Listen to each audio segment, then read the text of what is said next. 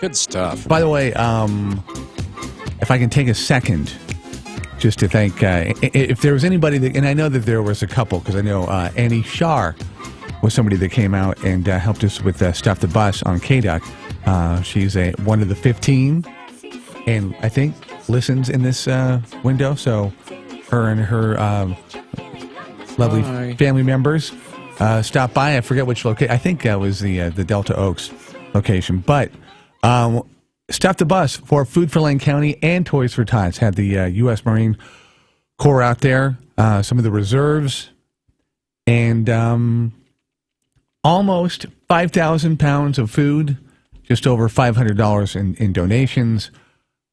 While I have the opportunity, I have to say, Chi Psi, which I had no real familiarity with, but they're a fraternity over there at the U of O. Let me tell you, Francis and the whole crew over there couldn't have been more helpful. And 3 days, I mean, because we started on Thursday there at the EMU. That was kind of their day. And this was the first time that they had been involved.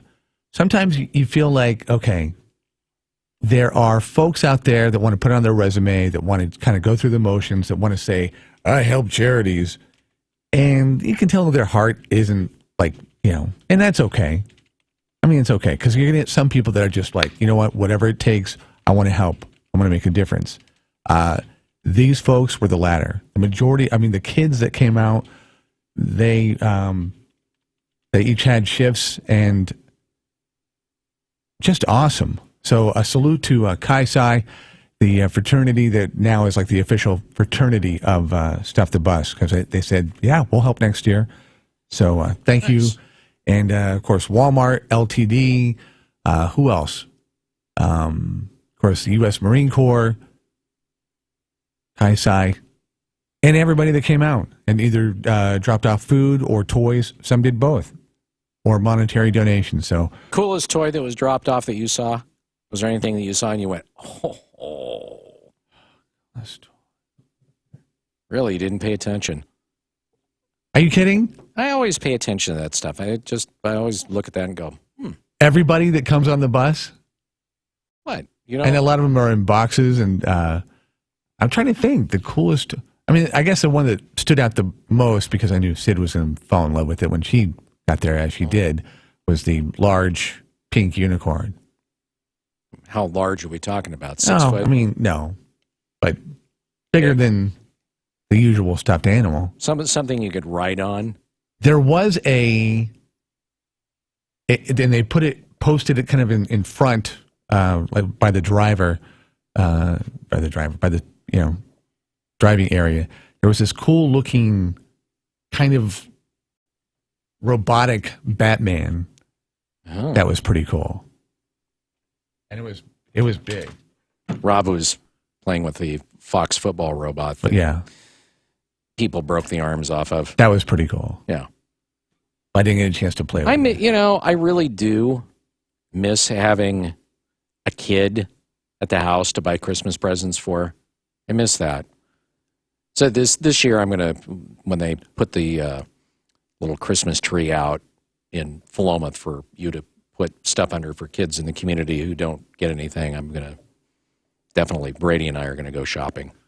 And they do that at Valley River Center, so if you don't feel like traipsing up to Philomath, you can... Giving Tree, you can find them pretty, Bi-Mart does them. They're all over the place. Yeah, it's a great opportunity for those that kind of want to express themselves through buying toys for the youngsters. All right, so Stuff the Bus in the books. Thank you for helping out. I guess the 60-pound elephant, or 60-ton elephant in the room. For one thing, is it bizarre at all? Is there anything where you kind of sit there and go, really, on a Sunday? The letter comes out? Well, it fits the conspiracy theory of that it was to cover the WikiLeaks stuff that was coming out, because it did overshadow it. Did it shock anybody? Didn't shock me. Remember I said whenever it was that it was announced, they were looking at these like, yeah, I can see where this is going. Yeah, Nothing to see here. Sorry, folks. Move along and vote. Move along. Go on. Go. Vote with a clear conscience. Yeah, go. It's okay. It's all right. Go on. So you know that's what the political chat today on all of the cable news channels are going to be that. You think? Yeah, I think probably that's going to be it. At least I would imagine. A mention. At least a mention. Yeah. Or a dozen. Can I just be the first person to say, gosh, I think like most Americans, I know what most Americans are thinking, but they're afraid to say anything, and that is that they kind of wish that this election would go on until at least the first of the year. Don't you just wish? Why stop there? Oh, just go on until Inauguration Day. Let's go for it. Yeah. Well, who knows? Maybe it will. It's not like it hasn't happened before. I mean, it really doesn't end with, because I've heard, and I've said it myself. I can't wait till Election Day comes and goes, but then it's just another round of madness after that. It's not like it's going to end there and rational, thinking and cool minds are going to prevail. No, I actually, in this particular election, I am really curious to see what the public aftermath is going to be. Not so much, that whoever wins is going to be gloating, and then we'll get the speech about it's time to heal and I'm reaching across the aisle and all that stuff that you always hear every 4 years when somebody wins a presidential election. But I'm really curious because this year, at least in my memory, seems to be quite a bit more contentious. Yes, perfect word. That's the one I was going for. It just seems to be a lot more emotional and a lot more contentious. And I think it's because you have so many people, and this is, really speaks to why Trump resonates with so many people, is because they are so sick and tired of the same old, government hosing the little guy, and, crony politics, crony legislation, and just the fact that the average person gets screwed in the political process. That's why Donald Trump resonates with so many people, because he is completely an outsider. Say whatever you want to about what he says, how he says it, what he thinks, what he says he's going to do. The fact of the matter is, people look at it and go, I want somebody to blow it up. And this guy looks like he'll blow it up. And that's why he has the support that he has. More that than helping the little guy. Well, I think a lot of people just want to see it blown up. Yeah. They want to see it blown up. Really, if you go back to Clinton 1, that was the whole thing behind H. Ross Perot and the support that he had. I still say if he hadn't dropped out for whatever his weird reason a couple of weeks prior to the actual voting, I honestly think he would have won. You look at the support that he had, and you look how many people voted for him after that whole meltdown, I think that he could have won that. If he hadn't have had his, I'm doing it for my family. I got threats. And we need to have one of these guys be a little bit more digestible for mainstream. KPNW, good morning. Good morning, guys. Hey, it's Frank, one of the 15. Frank! Hey, what's up, guys? Not much. What's up with you? Just calling up to say hey, eh? No, actually, if we see a country that goes back into a 2001 Gore, Bush, kind of going into the courts and stuff like that between Trump and Clinton. Yeah. You know what? We haven't learned anything in over 16 years, 17 years. So, and that's what I'm kind of worried about, because when we do find ourselves in court, we find ourselves in a little bit of a turmoil.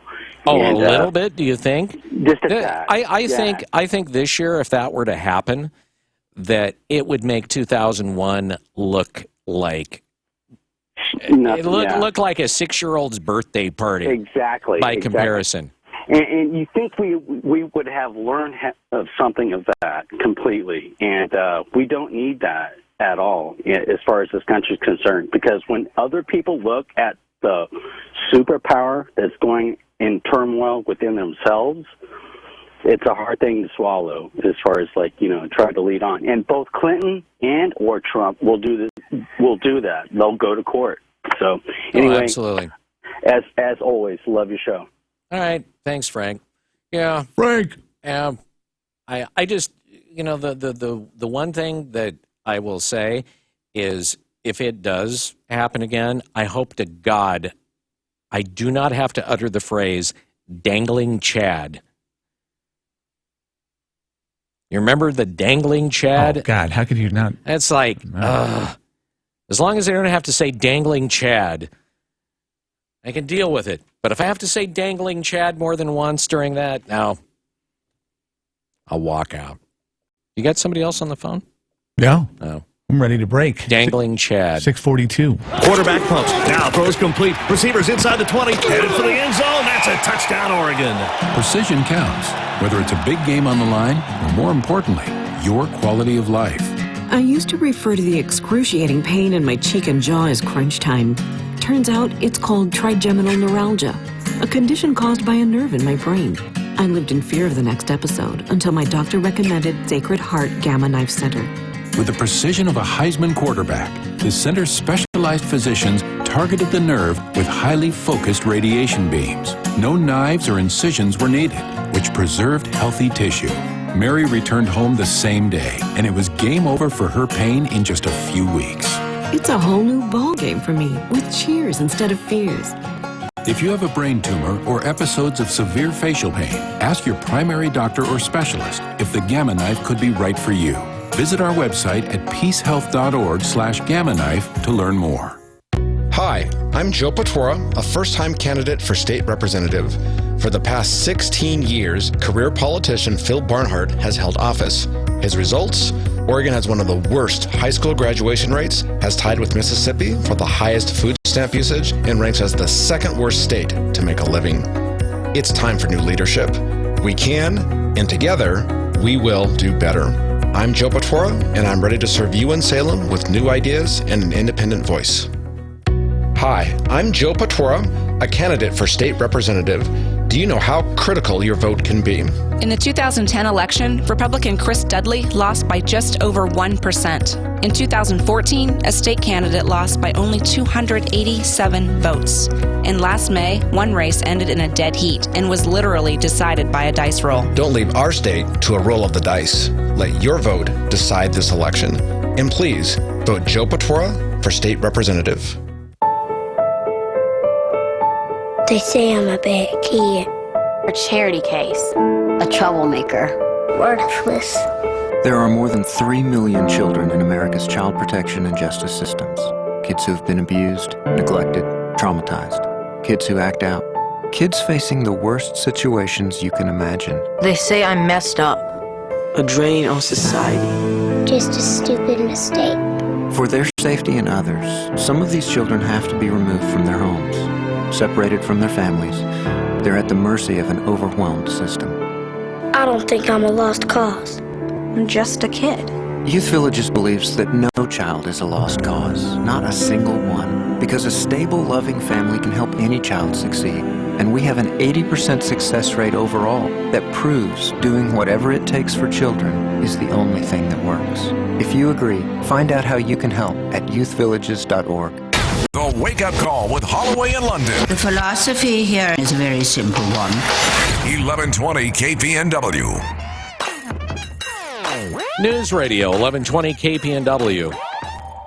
All right, so today, is Al-Qaeda going to attack the United States? That was some of the chat over the weekend. In one source, CBS News learned about a potential terror threat for the day before Election Day today. Sources told a senior investigative producer, Pat Melton, that U.S. intelligence had alerted joint terrorism task forces that al-Qaeda could be planning attacks for 3 states today: New York, Texas, and potentially Virginia. To talk about it, global security analyst Robert Caltabiano joining us on the Wake Up Call. Robert, thanks for being with us. Good morning. Did I butcher your last name? You did fantastic, especially for so early in the morning. Yeah, well, good. Good for me. Okay, so, do you think that, is this another one of those, we're going to have a terrorist attack things, and it just turns out to be, nothing? Well, that's what I hope for Sure. I think we want to look at historically what's been going on, and we see every 4 years now, since 9/11, al-Qaeda threatened this way back in 2004, if you remember. I think it was in September of that year, threats against President Bush back then. And then, you fast forward to today, this is right out of their playbook. This is nothing new in that way, but what's new is that I think is each and every day we get better at detecting this and then working on this so it doesn't happen. All right, is this one of these situations where al-Qaeda makes one of their dramatic announcements on a video made in a cave somewhere in Afghanistan that they send to select media members, or was this based more on, ongoing espionage surveillance here in the United States and abroad? I think it's a little bit of both. I think it's feet on the ground. Our intelligence community is working overtime.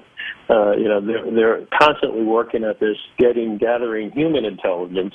And then number two, the cyber side of it, getting the communications or the cyber intelligence. And as we just learned today, ISIS now is out there with their communications, what you just described, saying that they want people to attack the United States on voting day, and that came out through the cyber aspect of things, where they put that out there, and that's what ISIS likes to do. What's the hope to gain from something like that? I mean, really, what is there to gain?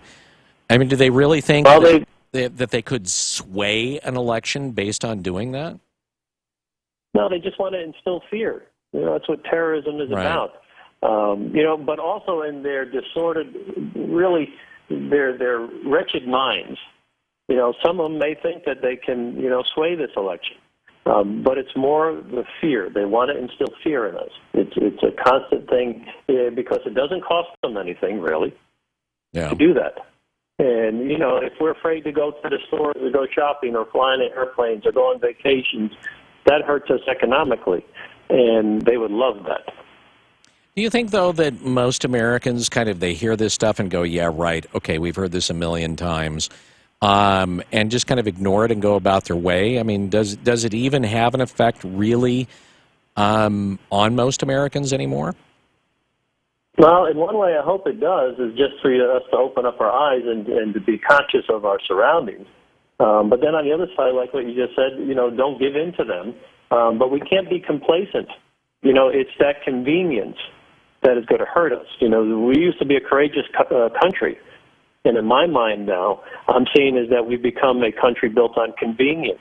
It's convenient to go vote two weeks out. It's convenient. It's convenient to have everything on a cell phone. That's convenience. And if we stay away from that, oh my gosh, what am I doing? And it's those little things that can hurt us. So you're saying that our desire for convenience and laziness is going to make us more vulnerable? Is that what you're getting at with that? Well, at times, sure. Think about this. I recently was in the local mall out here, and I was walking, and I had to do a little shopping. And I saw more than one person, as they're walking, they're reading their phone. Well, yeah. And whether you're texting or something else. And the thing is, you got to be aware of your surroundings. Don't go out there and be scared. But it's those little things like that. And so you have to have a plan, I think. We may have a plan for, let's say, a fire in our home. but do you have a plan for anything else? If you're going to go shopping. So one of the things I would say to all your listeners out there, if you're going out, just let somebody know where you're going. And if you know where you're going, have an idea. If something was to go wrong, even if there was just, let's say, a fire or bad weather, what are you going to do? I'd like to say, if there was a terrorist activity and you're out there someplace, put your inner child back on. And if you have to hide, think like a child.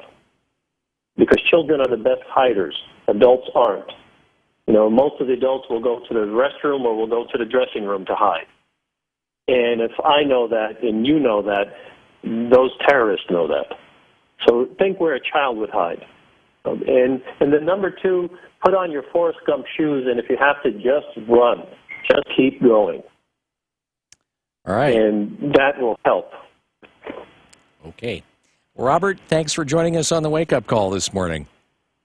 Absolutely. You take care. Robert. You too. Caltabiano joining us on the Wake Up Call this morning, allowing us to think like a child, looking for a childlike hiding place. Or run like Gump. Yeah. My kid used to hide under a sheet in the middle of the room. I never saw him. I was like, why is this laundry in the middle of the living room? There couldn't be anybody underneath it.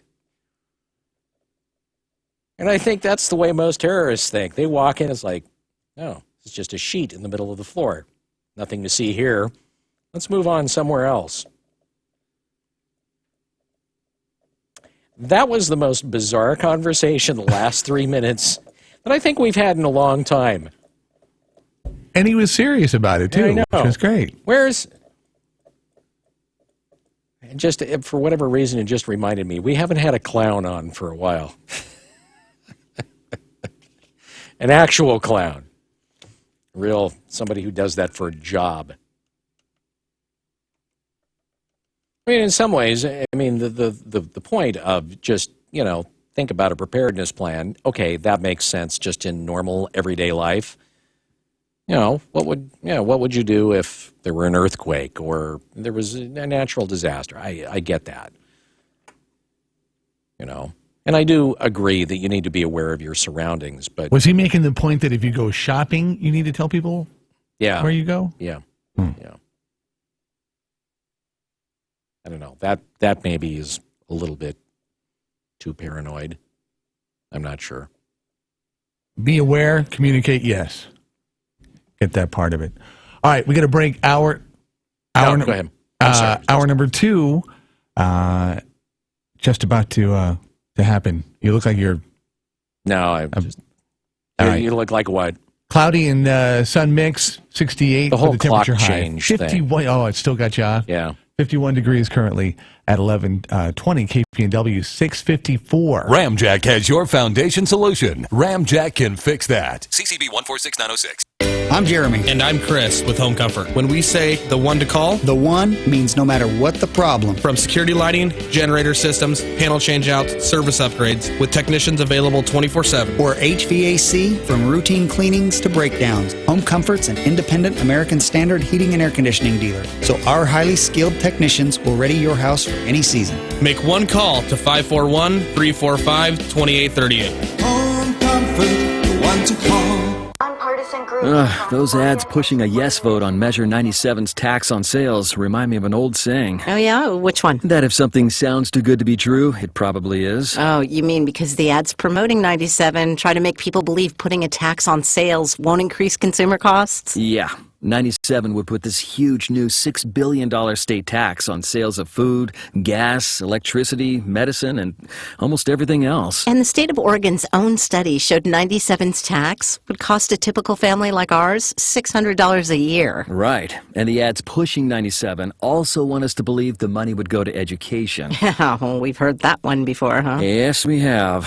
And the truth is, since 97 is not a constitutional amendment, the politicians could just spend the money however they want, as usual. Well, that's another good reason to vote no on Measure 97's $6 billion tax on sales. Agreed.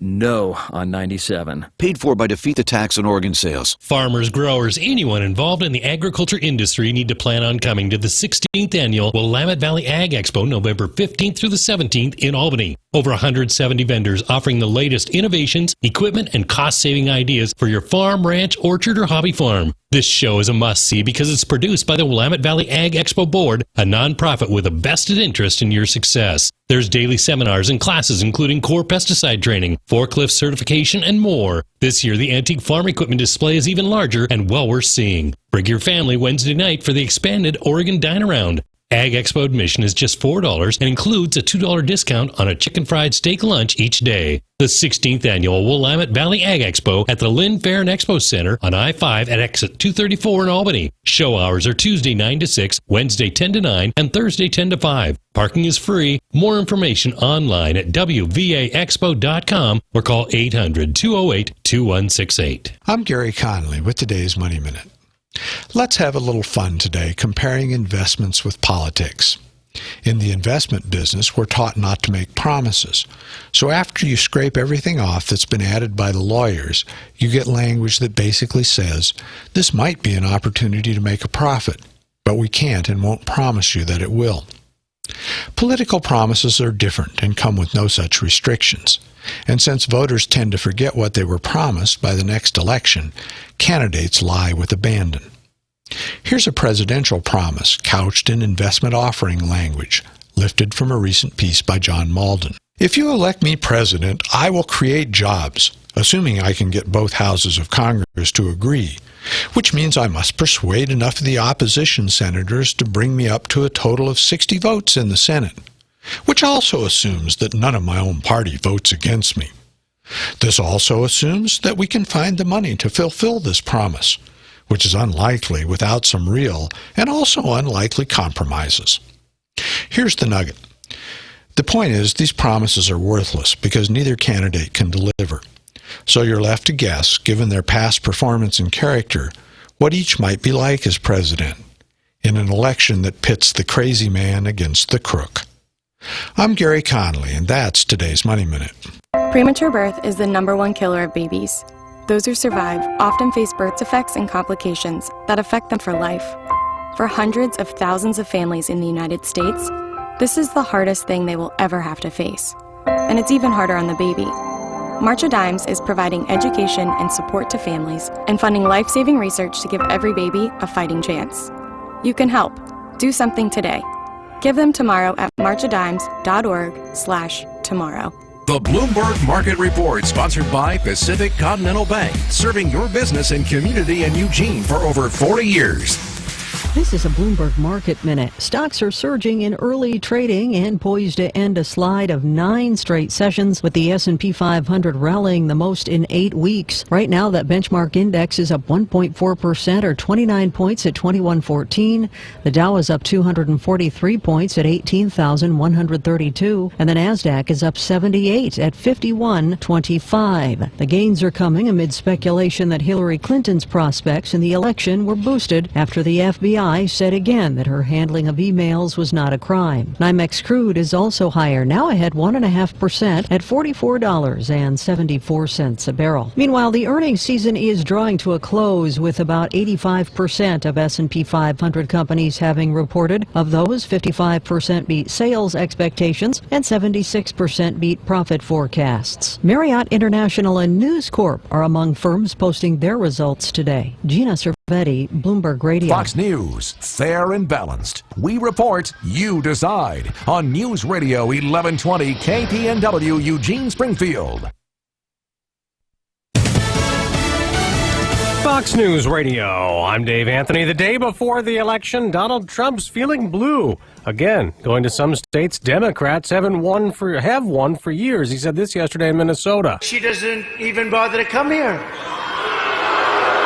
She should be penalized. Don't vote for her. Trump will go to Pennsylvania and Michigan today. So will Hillary Clinton. They'll also both be in North Carolina. Everything you care about, everything I care about and I've worked for is at stake. Now, trouble also hit Florida and New Hampshire. Polls show a near tie in both states. Clinton leads many national polls, including one just out from Fox. Fox's Rachel Sutherland details it live. Dave, Clinton has expanded her lead now with a 4-point advantage over Donald Trump in both a four-way race and a head-to-head matchup nationally.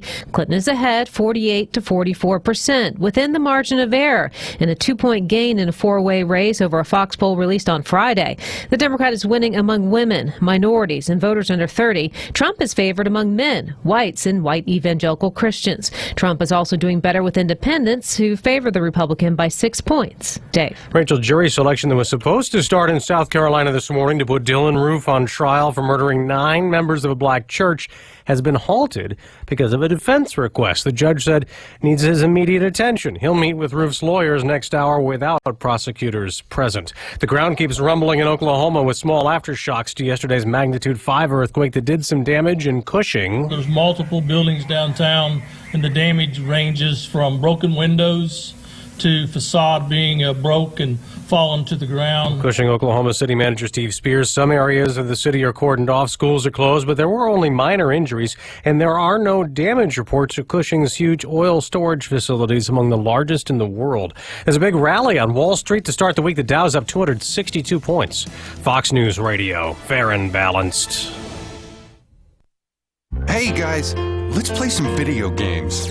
This new dad plays video games with his sons, but the challenge feels like he's lifting a metric ton. So many buttons. His avatar just stares at the walls, twists and turns and somehow falls. Help me! He's tangled up in the controller's cords. I just don't understand this crazy digital world. Crazy, crazy digital world. Zeros and ones.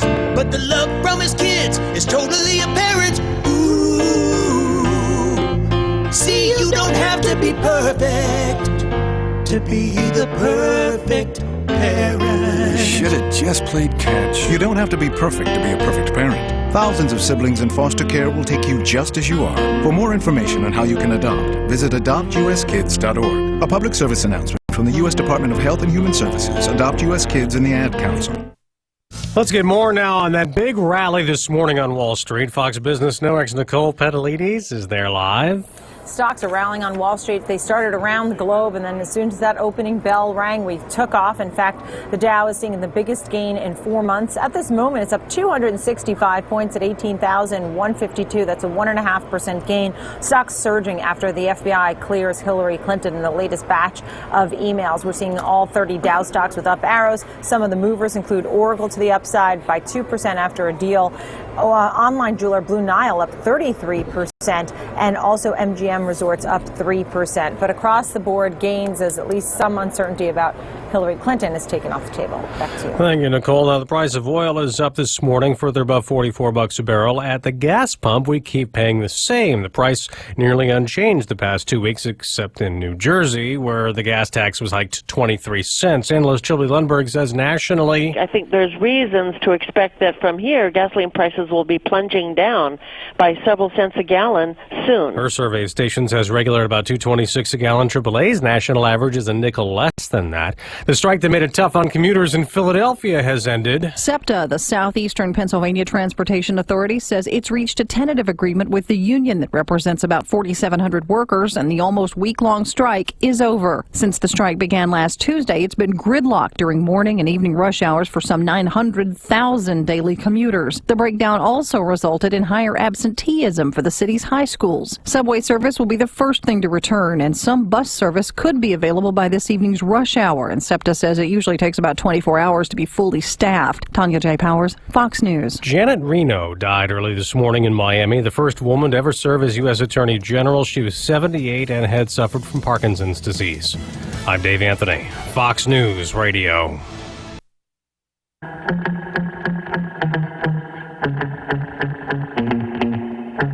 Hey, it's a wake-up call, live and local from the Widmer Brothers studios here at the Bicoastal Radio Complex. Cloudy and sun with, I guess, the clouds taking over. The afternoon, 68 for the high. Cloudy and 49 overnight. 4/5 of the week, we should see some sunshine. So I think all in all, the week, not going to be miserable. Chris Nation along shortly to talk about what you have to expect, at least weather-wise, for Election Day. 7:05, we're going to talk about meditation coming up and also venture into the world of Cheryl Betchard. Find out maybe kind of, I don't know, background as far as local just a reminder, because we can talk about not sending in your ballot, but there's other things to talk about too, I'm sure. Yep, and Cheryl's going to be along to talk a little bit about that. So your Lane County clerk, she's the one that has to hand count all of the ballots. So at 8 o'clock on Tuesday night, 8:01 actually, they'll just come in and dump a pile in front of her, and she's going to open each one individually and go, okay, that's one for Johnson. Do you think one for if they're wet, does she have to dry them off? There is a good possibility. Does she have to get if they're a little bit mildewed, that can interfere with how they're read. So she'll have to probably run them through a dryer or a microwave. The Smear Factor. Yeah, the Smear Factor. Which was a great TV show, by the way, the Smear Factor. Smear Factor? I love that. Yeah, Smear Factor. It should be. It was awesome. KPNW, good morning. Welcome to the show. Hi.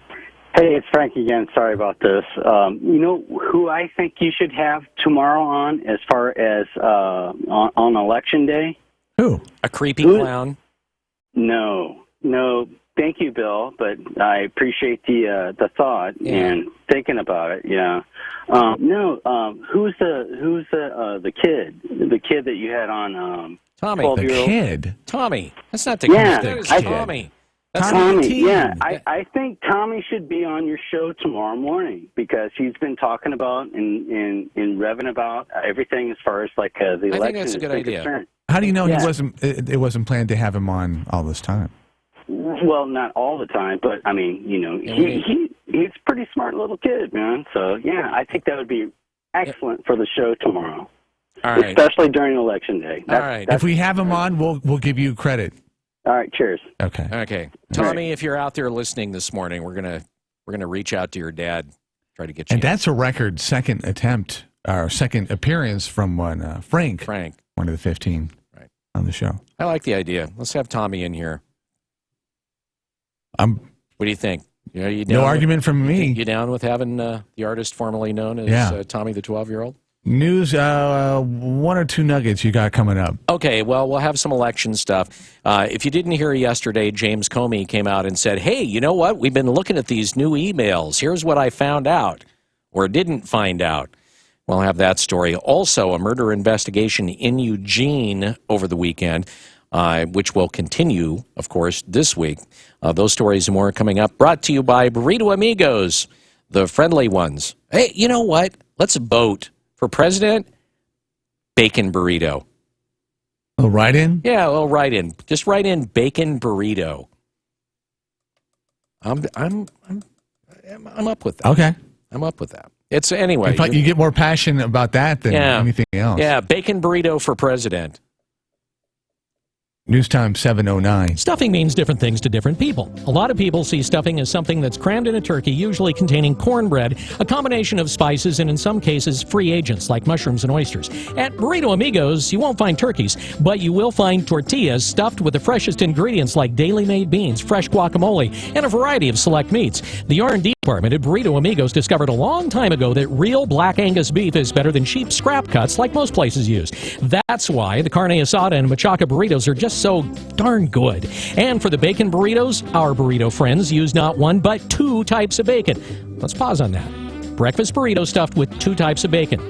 I know, you kind of want to bow in front of the Burrito Amigos bacon burrito and maybe peel it some grapes. Burrito Amigos doesn't skimp either. They really do stuff those burritos to their structural limit. It's why Burrito Amigos created the junior burrito. The regular size was just too massive for a lot of folks. Burrito Amigos with a whole different view of stuffing. Burrito Amigos in Eugene and Springfield with kiosks at your local Jerry's. Warm, tasty, and stuffed. Burrito Amigos. Check out this new app I just got. It's called Ask Washington. Ask Washington? Like Washington, D.C.? Yeah. You tap here and then ask. Like this.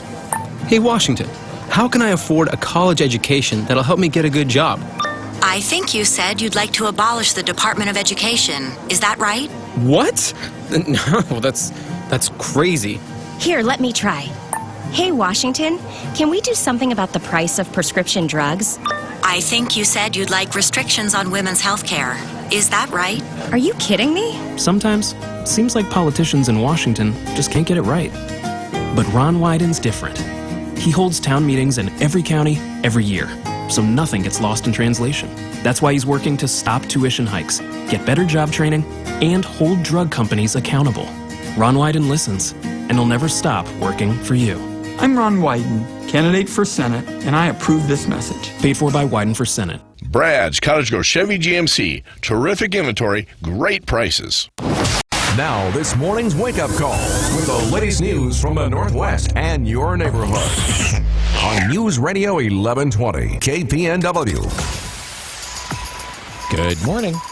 Let's look at the news brought to you by Burrito Amigos, the friendly ones featuring great breakfast burritos and fresh brewed locally roasted coffee for a tasty start to your morning. Here's what's going on. Authorities have arrested a Eugene man in connection with the death of his girlfriend. Officers responded Saturday to the report of a suspicious circumstance. And when they arrived, they found 19-year-old Jessica Elizabeth Frank dead inside a Eugene home.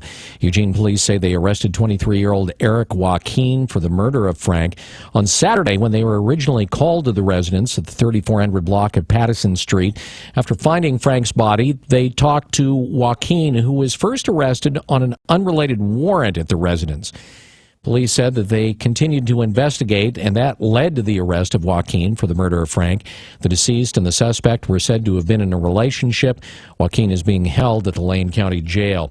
Well, there's another letter to Congress from FBI Director James Comey about recently discovered Hillary emails. More from Fox News correspondent Chad Pergram. Basically, Comey said that they've gone through all of the emails in question here. And, quote, based on our review, we have not changed our conclusions that we expressed in July with respect to Secretary Clinton. Meaning nothing to see here, move along. Donald Trump was not happy with the FBI's decision on those newly found emails related to Hillary Clinton. And while the Democratic candidate continues to call for civility, Trump was being a little bit more rancorous. And that leads us to this morning's patented montage. What did they say over the weekend? The investigations into her crimes will go on for a long, long time. The rank and file special agents at the FBI won't let her get away with these terrible crimes. It is unusual for somebody running for president to say that what we need more of in our country is love and kindness, but we really do. She cheated like a dog, and nobody talks about it. My opponent has a very dark and divisive view of our country. Sometimes when I hear him speak, I honestly don't recognize the country that he is talking about. It used to be the cars were made in Flint, and you couldn't drink the water in Mexico. Now the cars are made in Mexico, and you can't drink the water in Flint. I want to be the president for all Americans, those who vote for me and those who do not vote for me, because we have to heal this country, and that's going to take everyone. This is a marathon today. We're not playing games, right? Hillary right now is fast asleep. She's sleeping so beautifully. Am I correct in saying that most Americans wish this campaign could continue at least until Christmas? Democrats are accusing the Oregon Republican Party of voter suppression, but Brad Ford reports the Republican Party says, no, that's wrong. Robocalls last week caused voters to call county election offices confused that they were being told they were inactive voters. And we are afraid that we are getting an indication of voter suppression. Frank Dixon, head of the Democratic Party, says some calls were made to active Democrats and unaffiliated voters. Bill Courier, head of the Republican Party, says they were calling Republicans to let them know they were inactive. It's kind of ludicrous to suggest that the Republican Party was trying to suppress vote. Robocalls are not illegal in Oregon. Republicans admit to making the calls and later added to the message that it was from the Republican Party and that they were trying to get their members to vote.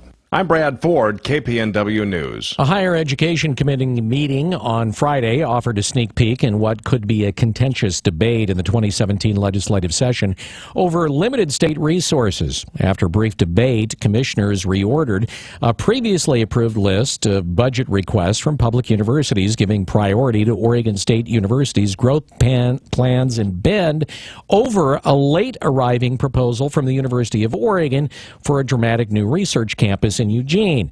Governor Kate Brown asked the volunteer ed board to convene a special meeting to evaluate the UO's request for $100 million in state bonds, part of the Phil and Penny Knight Center for Accelerated Scientific Impact, announced back in October. The capital budget requests are recommendations.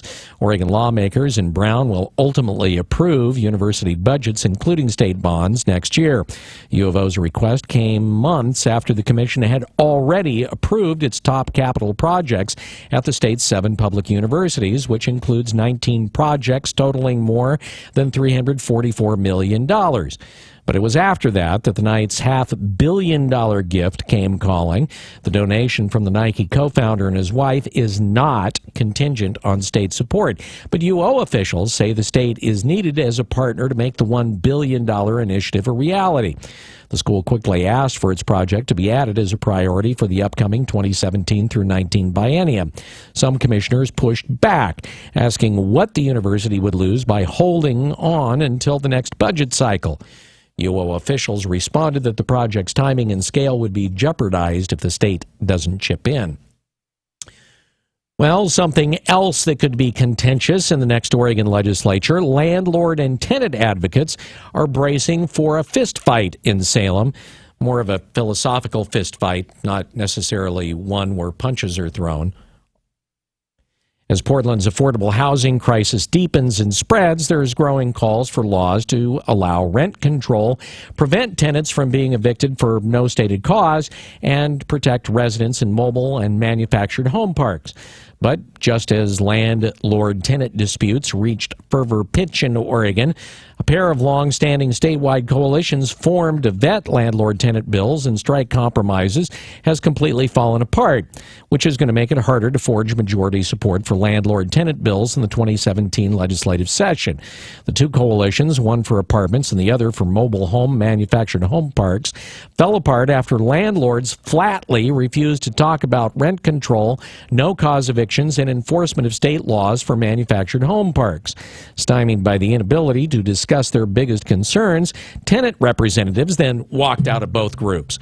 So both blow-ups came after landlords insisted that they get to appoint a co-chair for each coalition. Portland lobbyist John DiLorenzo, who could veto any agenda item. Both coalitions have long been moderated by John Van Lightingham, a Eugene legal aid attorney who's sympathetic to tenants but strives to get consensus from both sides. It is expected the rift will not be closed by the time the legislature meets in February.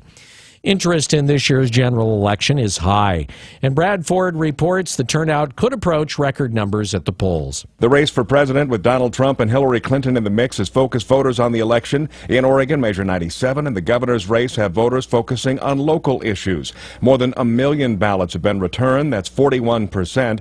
Twice that number is expected by Tuesday. It is too late to mail your ballot. Oregonians need to find an elections drop box and get it delivered by 8 p.m. Tuesday night for your vote to count. Brad Ford, KPNW News. Portland police say 6 people were arrested in connection with a protest that blocked traffic on Interstate 5 in southeast Portland. Saturday night's protest was in conjunction with a nationwide protest called the Million Mask March. A group of protesters temporarily blocked northbound traffic on the freeway, causing long delays. Police initially focused on stopping traffic to avoid collisions between drivers and protesters on the freeway. Protesters left the freeway, then they marched on city streets. That's where 6 people were arrested. The 6 people ranged from ages 25 to 51 because we know, well, you want to know that. The charges included disorderly conduct, criminal trespass, and interfering with police. Radical environmentalists have renewed a push to breach 4 giant dams on the Snake River in southeast Washington to save wild salmon runs. They're complaining to a federal judge in Portland who earlier this year rejected the government's latest plan for protecting threatened and endangered salmon in the Columbia River system. The judge ordered agencies to take a new look at all approaches to managing the dams, including, well, knocking them down. The Snake River stretches for 1,000 miles from Wyoming's western border to the Columbia River in Washington. For much of its history, the river and its tributaries produce salmon runs that sustain Native American tribes. The 4 dams provide 5% of the region's electricity.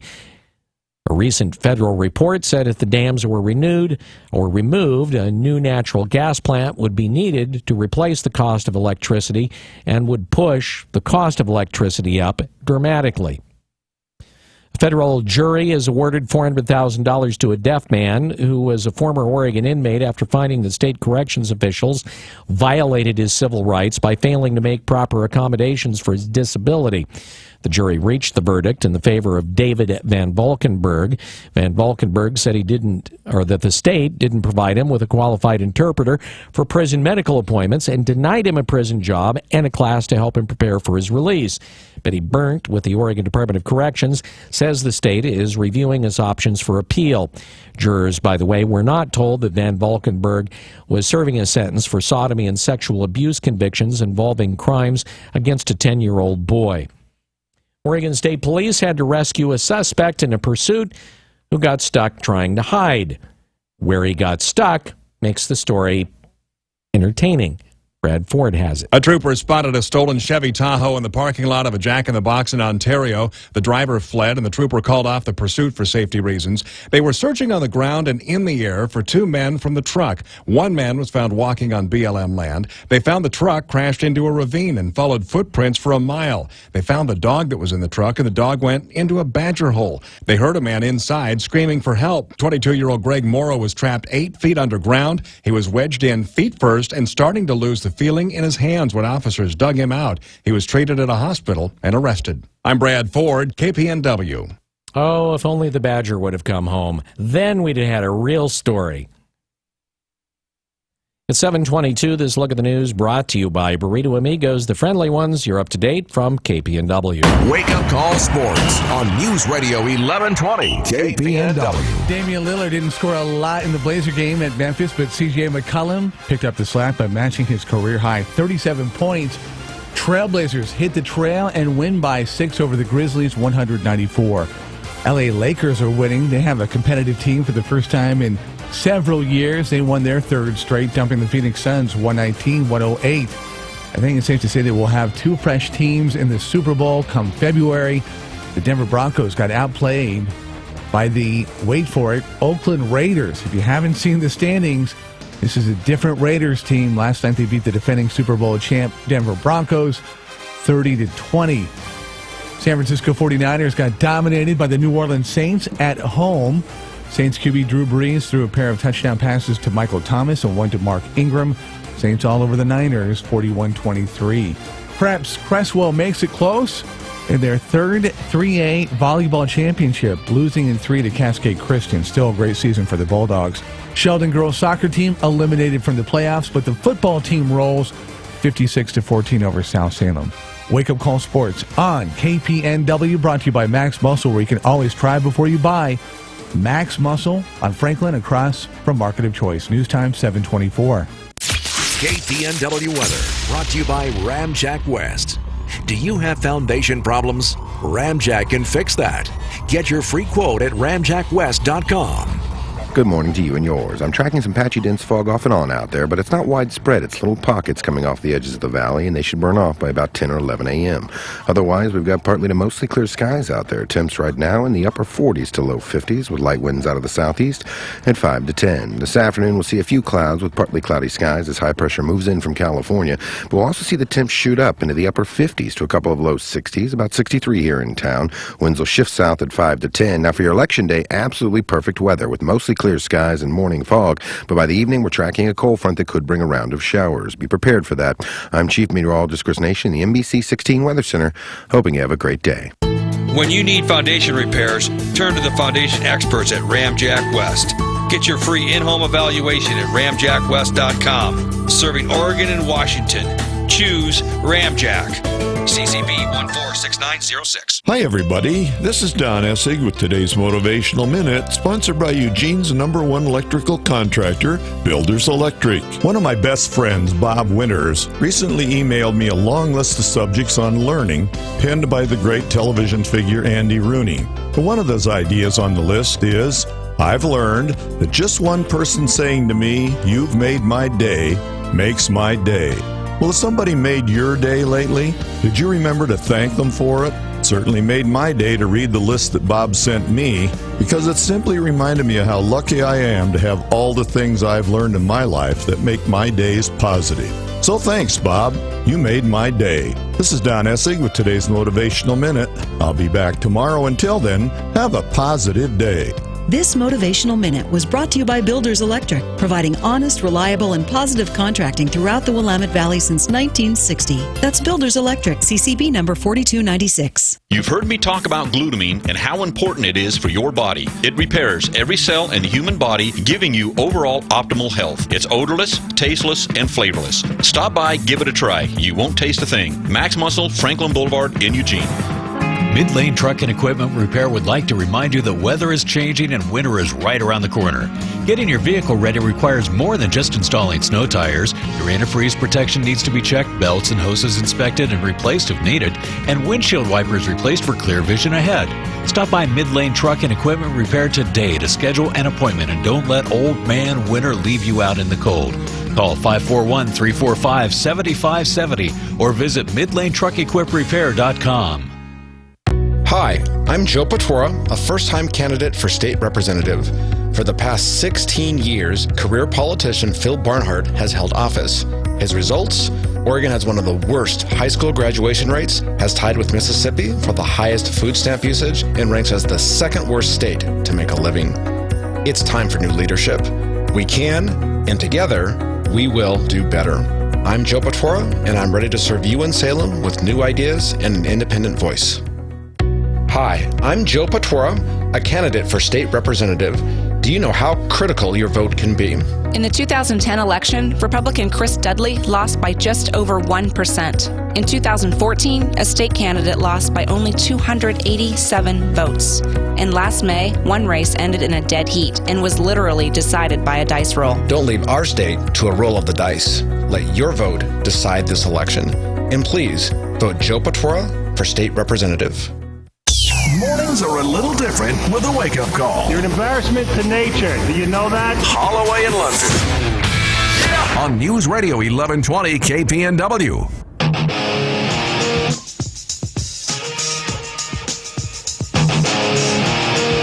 .728 News Radio 1120 KPNW.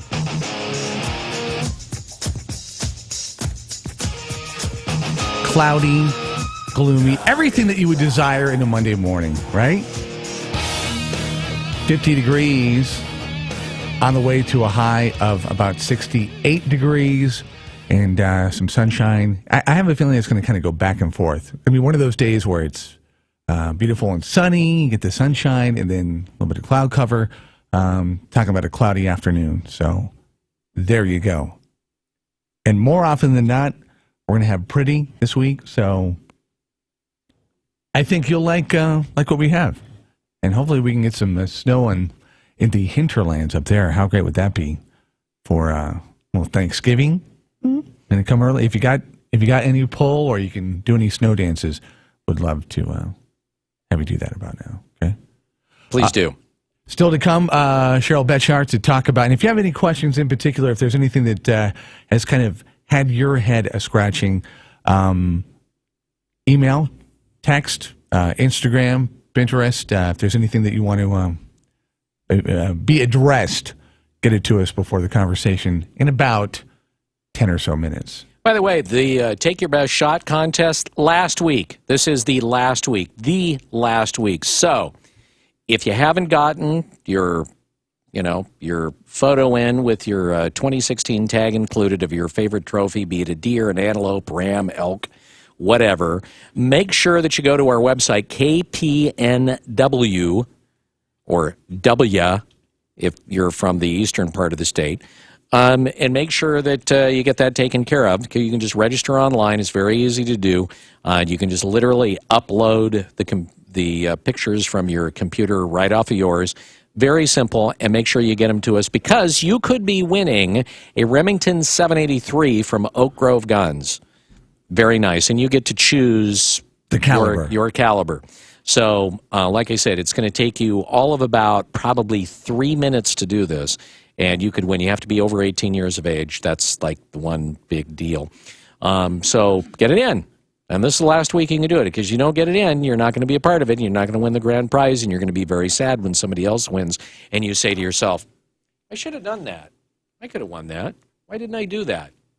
Oh, because I was lazy. So don't be one of those people. Anyway, it is going on and will go on until Friday, and we look forward to you getting your entry in. So get on it, please. Just in time for the election. Maybe world peace, kind of an impossibility at this point, but maybe inner peace, more of a realistic goal. And maybe meditation is a possible path. Dr. Allison J.K., is a yoga and meditation expert. She is a Qigong teacher trained in Asia. Her website is AllisonJK.com. And we're going to welcome in the lightning bolt to the Wake Up Call for the first time. Doctor, great to have you on the show. Hi there. Great to be here. Thank you. What does the J stand for, just out of curiosity? It's my middle name, Jean. Jean, okay. So let's start out with the most simplistic of definitions. What is meditation? It's learning to detach from your thinking mind. Learning that we are not your thoughts. And how hard is it to do that? It's a gradual process. You can see yourself do it the very first time you meditate, and you can see yourself do it the very last time you meditate. So, I mean, could somebody that maybe has never done this or just wants to experiment on their first go-round, they could kind of glean some benefits from meditation? Yes, immediately you'll see benefits. But the thing that I like to turn people on to, I spent 10 years in Asia, and living in Asia and studying subtle energy and meditation and going to the Buddhist monasteries and understanding Buddhism and the Buddhist sutras. I got my yoga teacher training in India. The majority of my time it was spent with the traditional Chinese in Taiwan. And the reason why I say that is because the entire backdrop to Asia is different than the backdrop in America.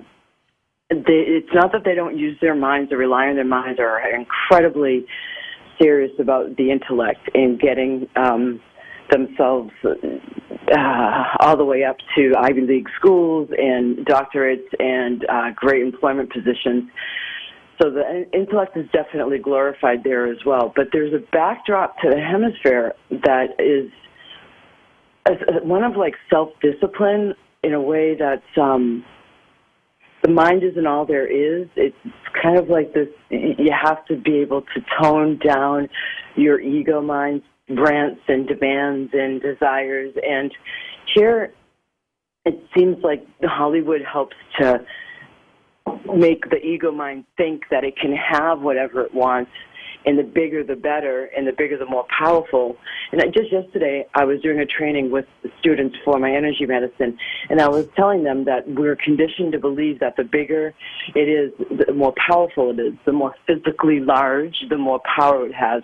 When in fact, what I've learned is the more subtle it is, the more power it actually has. And so in America, it seems like when I talk to people about meditation, I've been teaching meditation for 22 years, and when I talk to people in America in particular, and all over the world to different cultures and both genders and all ages, in America, the belief seems to be, if I haven't gotten my mind quiet in the first time, then I've failed and I can't meditate.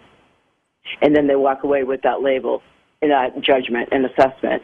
And it's not about getting the mind quiet, because I've been meditating for 24 years. You can meditate and after 24 years still have your mind thinking. What happens is it quiets in between thoughts, and the thoughts, you can choose what to focus on. Instead of the thoughts directing your life, you're directing what you end up focusing on. So there's a misunderstanding in America where it's like meditation is going to lead to a quiet mind or a silent mind right away. And if it doesn't, we feel. And it's just not the case. It's a gradual process and a gradual rewiring of our neurology and of our biochemistry and of our physiology, because there's also physical benefits, tremendous physical benefits that science has measured now, too, for meditation. But it's gradual. It's not immediate. And there's a lot of trickery to the process of meditation, because it's a process of coming out of the mind and all its conditioning and all its beliefs from society, from teachers, from parents, from the media, to really universal laws. Can I ask a question here, briefly? When you've mentioned the quiet mind a number of times, what is gained from that on an individual and personal level? I mean, it's one thing to say, that you can do this. The question is, what does it do for the individual? What are you looking for an answer? Do you want the physical benefits? Do you want the spiritual benefits? Do you want the benefits all throughout your life? Could you clarify? Well, I mean, let me kind of throw it back in your court, and that is, what do you think is the most important benefit, maybe for you personally or for others that you've dealt with? I mean, what's the one thing that everyone looks at and goes, that's the benefit? You don't take yourself so seriously, or your personality, or your identity, in that you have to hold strong to your beliefs and intellectualize. And I mean, I have a PhD, for God's sakes. I grew up in a family that totally stressed education and taking themselves seriously, and I wanted to get out of that. And in great part, I didn't know I was going for that when I was meditating. I learned to meditate when I was a political consultant. That was my first career, actually, ironically, when I was working on the first Clinton's campaign in 92. And so there's this detachment from yourself in a way that's healthy. So you don't take, like, if somebody says, oh, you're this way, and it's your family member and they've known you your whole life, and you're actually not that way, and it's just their judgment of you, because that's what the mind does. It's helping us to navigate the physical plane, and it's helping us to see a tree, say that's a tree, and we can understand and move on. If we meet a new person, we're assessing their face, if we're assessing their clothing, we're assessing their jewelry, we're assessing their car, so we can come up with a label in order to understand who we're dealing with. It's what the mind does, but it's on overdrive much of the time, because the judgments aren't actually accurate, and they close down more. And I'm not just talking about judgment, I'm talking about I used to teach AP Psych in the classroom, and the mind has files it accesses in order to produce labels so we can understand and navigate the physical 3D plane with more ease. So it produces quick assessments, and a lot of the times they're not accurate. But when it comes to things like ourselves and meditation, we can learn that what the mind is doing. When we need it to do that, we can use it, and when it's not accurate, we can sidestep it. So it's a way to unravel living from the personality and living from the ego mind and living from these simple assessments. And I'm not saying it's all flowers and hippie, happy woo-woo, because that can be a way that it gets taken. This is genuine. I mean, it restructures the neurology. It's been used for 5,000 years. It's 5 of the 8 limbs of yoga. The body postures you see in a yoga studio are only one. When the yogic sages sat down 5,000 years ago and asked, where do we have more power? Is it over the external world or over the internal world? Obviously, they came up with the answer, it's over the internal world, and then they've developed the tools. So, her book is Vibrational Upgrade, A Conspiracy for Your Bliss, Easing Humanity's Evolutionary Transition, and her website is AllisonJK.com. Doctor, thank you so much for the time. Cheers. Appreciate it. 739, News Radio 1120 KPNW. The Bloomberg Market Report, sponsored by Pacific Continental Bank, serving your business and community in Eugene for over 40 years. This is a Bloomberg Market Minute. A significant turnaround today for stocks after 9 days of declines. That was the longest losing streak since 1980. Stocks are soaring after the FBI wouldn't recommend criminal charges against Hillary Clinton. The Mexican peso jumping this Monday. The currency tends to strengthen when Donald Trump's campaign has a setback. In earnings news, dairy processor Dean Foods forecasting earnings for the current quarter that came in ahead of estimates as declines in milk consumption slow. Milk consumption has declined for years as more buyers are seeking out beverages that they deem to be healthier. The biggest international oil companies are reining in capital spending for 2017 and possibly longer as they try to squeeze profits. For example, BP is holding outlays to about $16 billion, which is $1 billion less than their previous estimate. Another setback for Samsung. The company is recalling about 2.8 million washing machines on reports the appliance can become detached during use. Courtney Donahoe, Bloomberg Radio. Those ads pushing a yes vote on Measure 97's tax on sales remind me of an old saying. Oh, yeah? Which one? That if something sounds too good to be true, it probably is. Oh, you mean because the ads promoting 97 try to make people believe putting a tax on sales won't increase consumer costs? Yeah. 97 would put this huge new $6 billion state tax on sales of food, gas, electricity, medicine, and almost everything else. And the state of Oregon's own study showed 97's tax would cost a typical family like ours $600 a year. Right. And the ads pushing 97 also want us to believe the money would go to education. Yeah, well, we've heard that one before, huh? Yes, we have. And the truth is, since 97 is not a constitutional amendment, the politicians could just spend the money however they want, as usual. Well, that's another good reason to vote no on Measure 97's $6 billion tax on sales. Agreed. No on 97. Paid for by Defeat the Tax on Oregon Sales. There was a time when our biggest export on the South Coast was our people.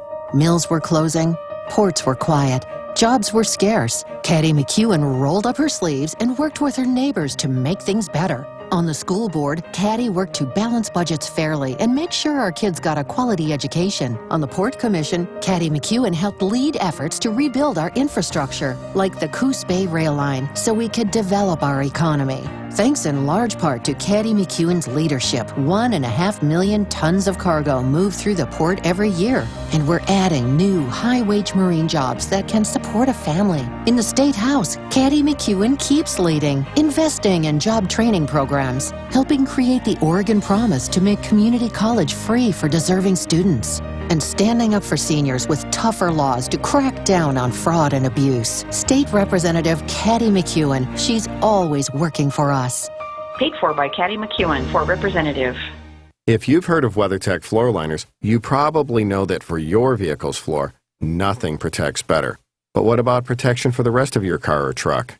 I'm David McNeil, founder of WeatherTech. Besides our floor liners, we design, engineer, and manufacture a wide range of automotive accessories right here in America. And just like our floor liners, everything is done to the highest standards possible. We understand what kind of investment owning a vehicle can be, so we do everything possible to help you protect it. We don't take shortcuts, and we never make concessions when it comes to quality. For everything from cargo liners to cleaning and detailing supplies, to mud flaps and car covers, the one place you need to go is WeatherTech.com. So if you are familiar with our floor liners, just imagine how well the rest of our products will work for you. Learn more about our full line of automotive accessories at WeatherTech.com or call 1-800-CarMats. WeatherTech.com. Proudly made in America. KPNW weather brought to you by Ramjack West. Do you have foundation problems? Ramjack can fix that. Get your free quote at ramjackwest.com. Good morning to you and yours. I'm tracking some patchy dense fog off and on out there, but it's not widespread. It's little pockets coming off the edges of the valley, and they should burn off by about 10 or 11 a.m. Otherwise, we've got partly to mostly clear skies out there. Temps right now in the upper 40s to low 50s, with light winds out of the southeast at 5 to 10. This afternoon, we'll see a few clouds with partly cloudy skies as high pressure moves in from California. But we'll also see the temps shoot up into the upper 50s to a couple of low 60s, about 63 here in town. Winds will shift south at 5 to 10. Now, for your election day, absolutely perfect weather with mostly clear skies and morning fog, but by the evening we're tracking a cold front that could bring a round of showers. Be prepared for that. I'm Chief Meteorologist Chris Nation, the NBC 16 Weather Center, hoping you have a great day. What do I got to do? Entertain your brain this morning. Got to broaden your mind a little bit. With the Wake Up Call on News Radio 1120 KPNW. News Radio 1120 KPNW 743. Joining us on the Wake Up Call this morning, a lady who is going to be sort of the center of attention tomorrow night at about 8 o'clock. It is your Lane County Clerk, Cheryl Betchart, joining us on the Wake Up Call. Hi, Cheryl. Good morning. How are you? You sound all happy and perky. Well, it's an exciting week for us, and so we've got to have a lot of energy going into tomorrow for sure. Will you have the same spirit come Wednesday? I hope so. If I get to go home tomorrow night, late, I will be feeling pretty good. Oh, cool. And maybe you can do a little meditation and not take yourself so seriously, right? Right? Well, we'll see how that goes. But meditation's always good. All right. So for folks that don't know, Cheryl, as the Lane County Clerk, is the person that is charged with making sure that all of the ballots get counted and so on here in Lane County. At this point, what are we looking at as far as registered voters who have cast their votes so far? Well, through Saturday's pickups from our drop sites and mail, we've received 121,140 ballots returned. It's a 49% so far. And that's a little bit higher than the state average, which I think was at about 41% as of Saturday or something like that. And we were in the ballpark of 41%, I think. Say, is that usually the case that Lane County is a little bit above the state average? Well, we look at a comparison to 2008 when we last elected a brand new president, and we're right in line with that return, which was about a little over 87%. So we're looking pretty good as far as the Lane County return goes. Our voters are really good at responding, and we're happy that they're doing so. Do you break it down in terms of, X amount of those votes are Republican, X Democratic, X amount independent? Is that something you break down this early on, or is that something that's done after the election? After the election, when I certify, which will be November 28th, that kind of a breakdown will be available. So we don't do any of that analysis at this point. We're primarily focusing on getting those ballots in, checking those signatures, and moving things forward to tabulation. Okay, so let's talk a little bit about that. If folks haven't mailed them in, postmarks do not count like they do on your tax returns. They're going to have to, if they haven't voted yet, they're going to have to take it down to a drop box somewhere, right? That's correct. It is too late to mail ballots. So we have 21 drop site locations throughout Lane County. Those are listed on the informational insert that is included with the ballot material. They're also on our website at lanecounty.org/elections. So we want to be sure that people know to get them to those drop boxes. They're 24-hour drop boxes. All ballots must be received by 8 o'clock Election Day. So we want voters to give themselves plenty enough time to get to those drop boxes, so there's no concern about them being received on time. All right, so let's say that somebody lives in Lane County, they moved recently, they didn't get their ballot, and they need to get one. Do they still, if they're registered in the county, is there a way that they can still get a ballot if they didn't receive one? That's correct. Oregon law allows anyone who's currently registered anywhere in Oregon to update up through 8 o'clock Election Day and still receive a ballot. So those individuals would need to come to our office. We're on the corner of 10th and Lincoln, 275 West 10th Avenue, and we'd be glad to help them with that process. All right. Well, I'm just curious. So let's say that one was sent out and it didn't get to, the person that it was supposed to go to, and they go down and they get another ballot. What about the old ballot? How is that dealt with? Well, there is, in our statewide voter registration system, there is only one active ballot at a time for a voter. So once you move, your old ballot to the old address would be inactivated, and then your new ballot would be activated with a new assigned number. So that's how we ensure that there's only one active ballot per voter. Okay, and is there, because there's barcodes on those envelopes, is that how one tells whether it's active or not?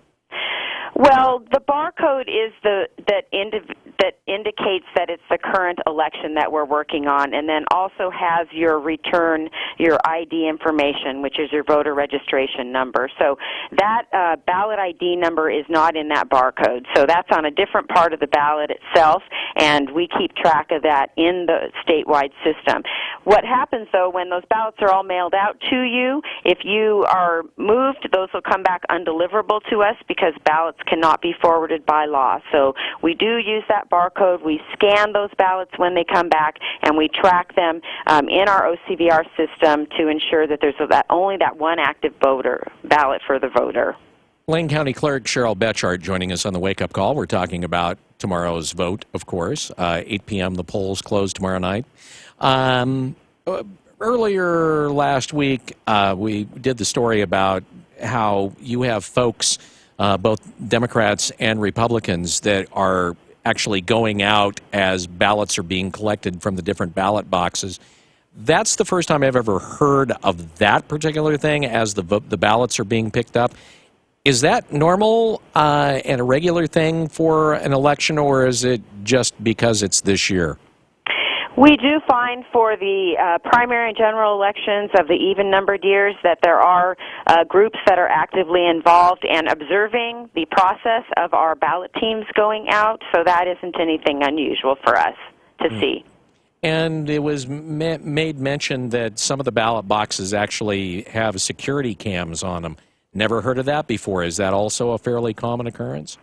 We do file a security plan with the Secretary of State's office. That information, those specific details are actually confidential, but we do have, the security of our drop box locations is certainly a primary concern to us. We pick up on a regular basis, and we have teams of 2 opposite party affiliation that do go out to those drop site locations. If anybody notices anything suspicious, certainly they want to report that immediately. We have an emergency line that's listed on those drop box locations that is accessible 24 hours. So we want to be sure that the security is certainly substantiated and obtained throughout this whole election. So do you actually have then an election security guy that's sitting there waiting for a call, and they run out to the box at 2 o'clock in the morning? We have a 24-hour line, and there are several of us that are on that emergency line, so it's staffed 24 hours, and then they have instructions on who to reach at any time of the day throughout this process, yes. Have you ever been on the receiving end of one of those calls at 2 o'clock in the morning, Cheryl? No 2 a.m. call, unfortunately, or fortunately, and so I hope that continues until until the boxes are closed at 8 o'clock tomorrow. Yeah. The other thing is, you talked about viewing the election process, and that even goes right up into the ballot count where you have teams, Democratic and Republican, who actually watch those ballots being counted. Is that correct? That's correct. We have observers every election from the different political parties and some citizens and candidates that do send in observers. Our process is open and available for people to observe. They will observe the boards, who are members of 4 people on a board who are doing the opening and inspection process, and they are separating the ballot from the return ID envelope and the secrecy envelope and getting those ready for the tabulators. Observers have come in to watch the tabulation process. The early scanning process has already begun, and they have been coming in as well. So it's an open process, and we're happy to explain how it works. We also have a new video this time on our webpage at lanecounty.org/elections, which kind of walks you through the process from the point of the ballot being received at one of those drop site locations through tabulation. So if anybody's interested, that's a great short video to just capture the whole process for anyone that's interested. Very informative, I hope, for voters out there. I got an email last week from somebody asking, like I would know, somebody asking why this year it's a security sleeve as opposed to a security envelope. I didn't realize that the envelopes had a fan base. But what is the deal with that? Why a sleeve this year as opposed to an envelope?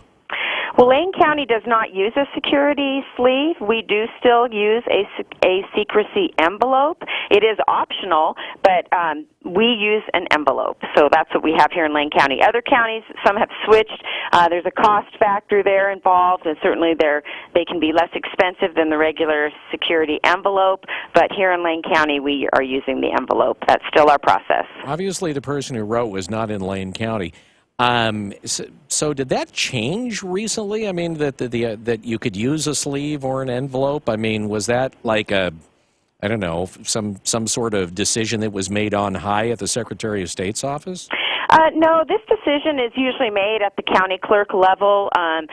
Certainly efficiency of the operation and cost are all things that we're constantly trying to improve in our processes, and I think that was some of the reasons for that type of change. Here in Lane County, I made the decision not to change to the security sleeve, and we have made other efficiency changes and cost reductions, and so, we're all trying to balance our budgets and make efficiency changes. So that's usually the reason for that change. Okay. And the polls, as we mentioned earlier, close tomorrow night at 8 o'clock. If you don't have your ballot in, now is the time to get it in and have it in before 8 o'clock tomorrow. Why don't you give the website, because you can actually go to the elections website and see, I mean, as the numbers are posted, you can follow at least the county-wide races and the way the voting is going here in the county. What is the web address for that? You can go to lanecounty.org/elections to the upcoming current election tab, and then you can click on our results link there. We will have two links, one for our local results, but also there's a new statewide system, and that website is results.oregonvotes.gov, and you can actually see the local results or the entire summary statewide. So that's something that's new and available for voters this year. So a couple different options for seeing those results starting shortly after 8 tomorrow night, November 8th. And one person comments on the email, and boy, being an observer is boring. Well, it's a very repetitive process, certainly very important. We have some very dedicated and amazing workers that come and assist us throughout the election. So, but it certainly is repetitive, and that's keeping in compliance with the requirements for processing those ballots. All right. Cheryl, one more time real quickly here, where people can drop their ballots off, where can they find the information about the ballot boxes? Real quickly. Yes, informational insert included with your ballot material. All right, sounds good. Cheryl, thanks for joining us on the Wake Up Call this morning. Good luck tomorrow, and hopefully things go smoothly. Thank you so much. Bye-bye. All right, you take care. Cheryl Betchart, she is the Lane County Clerk, and she's in charge of making sure the votes get counted here countywide. 757 News Radio 1120 KPNW. All right, coming up on 8 o'clock, we have forecast today, cloudy and sun, kind of a hybrid mix. 68 for the temperature high, cloudy and 49 overnight. Pretty much off and on, some decent weather. Currently, a beautiful 52 degrees, a gray 52 with the wake-up call. Hour number 3 coming up, Professor Alan Sachs and more. Don't touch that dial. Sitting down, reaching out, listening. There's not much of that in politics anymore. But that's what Arnie Roblin's always done. As co-speaker of the Oregon House, Arnie led a bipartisan coalition to close a $3.5 billion budget shortfall. In the state Senate, Arnie Roblin keeps bringing people together to increase education funding to $7.4 billion and support Project Independence so more seniors can get the home care they need. The Register Guard endorsed Arnie Roblin, saying he has an unmatched record of working with a broad range of people to better the lives of coastal residents. But what about Republican Dick Anderson? As Lincoln City Mayor, Anderson bullied his neighbors by trying to forcibly annex their houses. Dick Anderson opposed increasing the minimum wage, and Dick Anderson was against paid sick days for Oregon workers. The difference is clear: a bridge builder or a bully. Who do we want in Salem? Paid for by friends of Arnie Roblin. Check out this new app I just got. It's called Ask Washington. Ask Washington? Like Washington, D.C.? Yeah. You tap here and then ask, like this. Hey, Washington, how can I afford a college education that'll help me get a good job? I think you said you'd like to abolish the Department of Education. Is that right? What? No, that's crazy. Here, let me try. Hey, Washington, can we do something about the price of prescription drugs? I think you said you'd like restrictions on women's health care. Is that right? Are you kidding me? Sometimes, it seems like politicians in Washington just can't get it right. But Ron Wyden's different. He holds town meetings in every county, every year, so nothing gets lost in translation. That's why he's working to stop tuition hikes, get better job training, and hold drug companies accountable. Ron Wyden listens, and he'll never stop working for you. I'm Ron Wyden, candidate for Senate, and I approve this message. Paid for by Wyden for Senate. Fox News, fair and balanced. We report, you decide. On News Radio 1120 KPNW Eugene Springfield.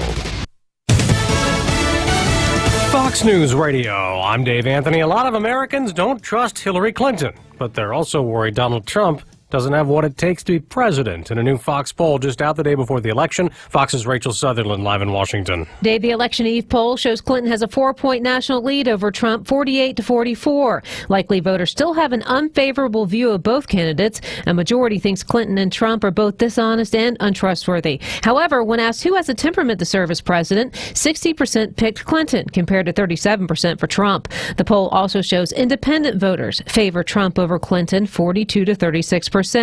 Clinton leads among women, minorities, and people under 30, while Trump has more support among men, whites, and white evangelical Christians. Dave. Rachel, both candidates will hit Pennsylvania and North Carolina today, and Michigan, where President Obama will also hold a rally for Clinton next hour. Michigan has become a hotly contested race. Michigan, a typically Democratic stronghold, hasn't elected a Republican president since 1988. But Donald Trump has gained major ground here and forced Hillary Clinton to come here and campaign to defend this state. Fox's Matt Finn at that rally in Ann Arbor. Trump held a rally after midnight in Virginia. He'll also go today to New Hampshire and Florida. Taking a shot at Hillary Clinton, who's been campaigning with all these superstars, J-Lo, Jay-Z, Beyonce, Bruce Springsteen today, John Bon Jovi saying, hey, I don't need rock and rap stars. I bring in big crowds all by myself. Fox's John Roberts in Sarasota. Amid all Trump's talk of a rigged election and Democrat allegations Republicans might try to intimidate voters, the Justice Department says it'll send more than 500 staffers to 28 states to monitor the polls tomorrow. That is a third less than in 2012 because the government says the Supreme Court ruling has curtailed poll watching. On Wall Street, there is a big rally going on to start the week. The Dow is now up 294 points. This is Fox News Radio, fair and balanced. This tip of the week brought to you by Neurospine Institute. An unhealthy spine often starts with bad habits. Poor movement patterns and posture can damage the spine or throw it out of alignment. Over time, these bad habits can injure lumbar discs or cause them to wear out prematurely. The physicians at Neurospine Institute are experts in diagnosing painful back problems. They'll work closely with your primary care or referring physician to ensure the best care and treatment for your unique situation. Our team of neurosurgeons, pain management specialists, and physical therapists will evaluate your back problem and develop a treatment plan and help you get your life back. Are you living with chronic pain? The specialists at Neurospine Institute can diagnose the problem and develop a personalized treatment plan to address your symptoms. Their comprehensive services include clinical and surgical procedures, sports medicine, physical therapy, medical imaging, and pain management. Neurospine Institute's medical professionals will work closely with your primary care or referring physician to ensure that you receive the best care and treatment. They serve all of Western Oregon with 2 locations, the main campus in Eugene and their Roseburg Clinic. Visit neurospinellc.com today and get your life back. There's been a lot of concern about Zika and pregnant women since the virus is linked to birth defects, including babies born with abnormally small heads. There are more than 4,000 cases in the U.S. In August, a clinical trial started to test a vaccine. Now another treatment is being tested. Fox's Melanie Wilkes live in Washington. Dave, this new vaccine was previously tested in primates and was found to protect them against the Zika virus. Starting today, it's being tested in 75 healthy human subjects ages 18 to 49. The vaccine contains no live virus, only a protein shell that triggers the immune response. The Defense Department developed this vaccine based on the same technology it used in 2009 for a vaccine against Japanese encephalitis, another mosquito-borne disease. NIH is co-funding the trial, Dave. Well, any closing arguments are going on in the trial of Ross Harris, the Georgia man accused of intentionally leaving his son in a hot car to die. We closed the door on Cooper's life and left him to suffer an unimaginable horrible death. Cobb County Assistant DA Chuck Boring Harris says that leaving his son in the car was an accident, not murder. A Georgia sheriff's deputy's in a hospital this morning the day after he was shot and another deputy was killed. Motorcycle and ATV fun turns deadly in the town of Byron, Georgia. The riders say they called 911 after a neighbor threatened them with a gun. Investigators say the neighbor opened fire on deputies who responded. These guys came out here to help people. That's what's troubling to me. Georgia Bureau of Investigation spokesman J.T. Ricketson. A second round of police responded, ending up in a gunfight with a neighbor, Ralph Elrod. He's hospitalized with a gunshot wound, facing charges for the death of Sergeant Patrick Sondron and the injury of Deputy Daryl Smallwood. Carmen Roberts, Fox News. Bus and subway service will restart today in Philadelphia now that a transit workers' strike that started last week ended this morning. I'm Dave Anthony, Fox News Radio.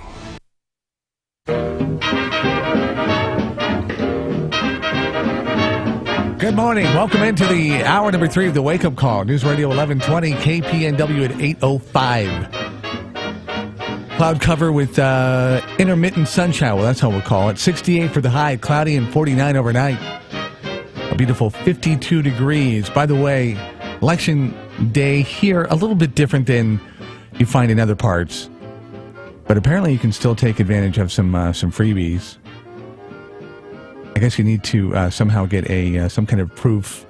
If you can get I voted sticker, that might help. Noodles and Company, which I do believe we have one over across from Valley River Center. You've got buy one, get one free, a regular bowl of noodles. 7-Eleven, though, free coffee any size.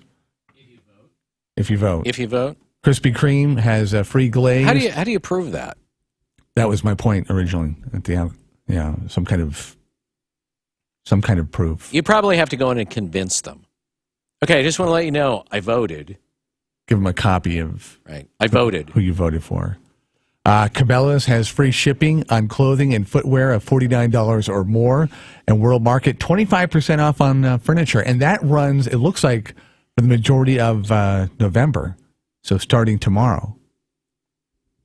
So there you go. If there's any local ones, as I look here at some of the websites of some of the deals that they have on Election Day, it's apparent to me how many of the chains we don't have.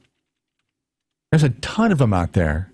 A ton of chains that are just waiting for some entrepreneur to go, I wonder if that would work in Eugene, Springfield. But there you go. If you know of any local companies that are doing any kind of election, and like we both have pointed out, how do you prove that you voted here in Oregon? You know in your heart and soul that you were a part of the democratic process, so you should feel good about that. Professor Alan Sachs coming up. Roadways at this point looking relatively unscathed on this fine Monday, so let's hope that trend continues. If you see anything, let us know. News coming up. We'll have these stories coming up in just a matter of moments. So, was somebody trying to do something with the vote? Was it some sort of nefarious conspiracy? The Secretary of State says yes. The Oregon Republican Party says, are you kidding? That story is coming up. We'll also hear from the candidates who are out campaigning this weekend across this glorious country that we call the United States of America. What were they saying? What were they saying about each other? Well, we'll find out. Those stories and more coming up, brought to you by Burrito Amigos, the friendly ones, here on KPNW. News time 8:08. The days are shorter, the weather is gloomy, and then there's the stress of the holidays around the corner. It just seems like this time of year it's hard to catch a break. So take a deep breath and stop by Burrito Amigos. For breakfast, lunch, and dinner, Burrito Amigos is that happy little corner of your day where the meal is good and tasty and the people make you feel special. For breakfast, stop by the drive-thru on West 6th in Eugene or on 42nd Street in Springfield. Not only can you get a great bacon, sausage, machaco, or chorizo burrito, but you can also get a hot espresso just the way you like it. To bookend the day, maybe you don't want want to go home and deal with cooking, so grab the family and head to Burrito Amigos for a sit-down meal with burritos, tacos, nachos, tostadas, tamales, taco salad, enchiladas, tortas, and more. And you can get what you want with real cod, black Angus beef, chicken, pork, even tofu. And of course, Burrito Amigos will give you a little happiness in the middle of the day with a great lunch. Don't let the dark, cold stress of the season get you down. Get a Burrito Amigos smile. Burrito Amigos in Eugene and Springfield. Nonpartisan group. Those ads pushing a yes vote on Measure 97's tax on sales remind me of an old saying. Oh, yeah? Which one? That if something sounds too good to be true, it probably is. Oh, you mean because the ads promoting 97 try to make people believe putting a tax on sales won't increase consumer costs? Yeah. 97 would put this huge new $6 billion state tax on sales of food, gas, electricity, medicine, and almost everything else. And the state of Oregon's own study showed 97's tax would cost a typical family like ours $600 a year. Right. And the ads pushing 97 also want us to believe the money would go to education. Yeah, well, we've heard that one before, huh? Yes, we have. And the truth is, since 97 is not a constitutional amendment, the politicians could just spend the money however they want, as usual. Well, that's another good reason to vote no on Measure 97's $6 billion tax on sales. Agreed. No on 97. Paid for by Defeat the Tax on Organ Sales. This is News Radio 1120 KPNW. And we've got the local story in the morning wake-up call. This look at the news brought to you by Burrito Amigos.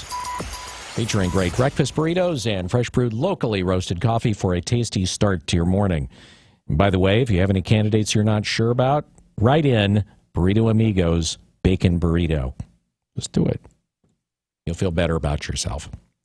Here's what's going on. Authorities have arrested a Eugene man in connection with the death of his girlfriend. Officers responded Saturday to a report of a suspicious circumstance, and what they found was 19-year-old Jessica Elizabeth Frank dead in a Eugene home. Eugene police say they arrested 23-year-old Eric Joaquin. On Saturday, police were called to the residence on 3400 block of Pattison Street where they found the body. Joaquin was there and first arrested on an unrelated warrant. And police said their subsequent investigation led to his arrest, and he was charged with the murder of Frank. The deceased and the suspect were said to have been in a relationship. Joaquin is being held at the Lane County Jail. Well, there was another letter to Congress from FBI Director James Comey about recently discovered Hillary Clinton emails. More from Fox News correspondent Chad Pergram. Basically, Comey said that they've gone through all of the emails in question here, and, quote, based on our review, we have not changed our conclusions that we expressed in July with respect to Secretary Clinton. Shock. Donald Trump is not happy with the FBI's decision on those emails regarding Hillary Clinton. And while the Democratic candidate was out this weekend stumping for civility, Trump was out there stumping to win as president and pointing the finger at crooked Hillary. That leads us to this morning's patented montage. The investigations into her crimes will go on for a long, long time. The rank and file special agents at the FBI won't let her get away with these terrible crimes. It is unusual for somebody running for president to say that what we need more of in our country is love and kindness, but we really do. She cheated like a dog, and nobody talks about it. My opponent has a very dark and divisive view of our country. Sometimes when I hear him speak, I honestly don't recognize the country that he is talking about. It used to be the cars were made in Flint, and you couldn't drink the water in Mexico. Now the cars are made in Mexico, and you can't drink the water in Flint. I want to be the president for all Americans, those who vote for me and those who do not vote for me, because we have to heal this country, and that's going to take everyone. This is a marathon today. We're not playing games, right? Hillary right now is fast asleep. She's sleeping so beautifully. There you go. Democrats are accusing the Republican Party of voter suppression, but Brad Ford reports the Republican Party is saying, seriously? Are you crazy? That's wrong. Robocalls last week caused voters to call county election offices confused that they were being told they were inactive voters. And we are afraid that we are getting an indication of voter suppression. Frank Dixon, head of the Democratic Party, says some calls were made to active Democrats and unaffiliated voters. Bill Courier, head of the Republican Party, says they were calling Republicans to let them know they were inactive. It's kind of ludicrous to suggest that the Republican Party was trying to suppress vote. Robocalls are not illegal in Oregon. Republicans admit to making the calls and later added to the message that it was from the Republican Party and that they were trying to get their members to vote. I'm Brad Ford, KPNW News. A Higher Education Commission meeting Friday offered a sneak peek into what will likely be a contentious debate in the 2017 legislative session over limited state resources. After a brief debate, commissioners reordered a previously approved list of budget requests from public universities, giving priority to Oregon State University's growth plans in Bend over a late-arriving proposal from the University of Oregon for a dramatic new research campus in Eugene. Governor Kate Brown asked the Volunteer Education Board to convene a special meeting evaluating U of O's request for $100 million in state bonds. It's part of the Phil and Penny Knight Center for Accelerated Scientific Impact that was announced back in October. The capital budget requests are recommendations. Now, Oregon lawmakers in Brown will ultimately approve university budgets, including state bonds, coming up next year. U of O's request came months after the commission had already approved its top capital projects at the state's 7 public universities. It included 19 projects totaling more than $344 million. Then the Knights' $500 million gift came calling. The donation from the Nike co-founder and his wife is not contingent on state support, but UO officials say the state is needed as a partner to make the $1 billion initiative a reality. The school quickly asked for its project to be added as a priority for the upcoming 2017 through 19 biennium. However, some of the commissioners pushed back, asking what the university is going to lose by holding on until the next budget cycle. Meanwhile, UO officials responded that the project's timing and scale would be jeopardized if the state doesn't chip in. Another issue that is going to be a hot topic in the legislature, guaranteed to draw a little lightning, is landlord and tenant advocates who are bracing for a brawl in Salem.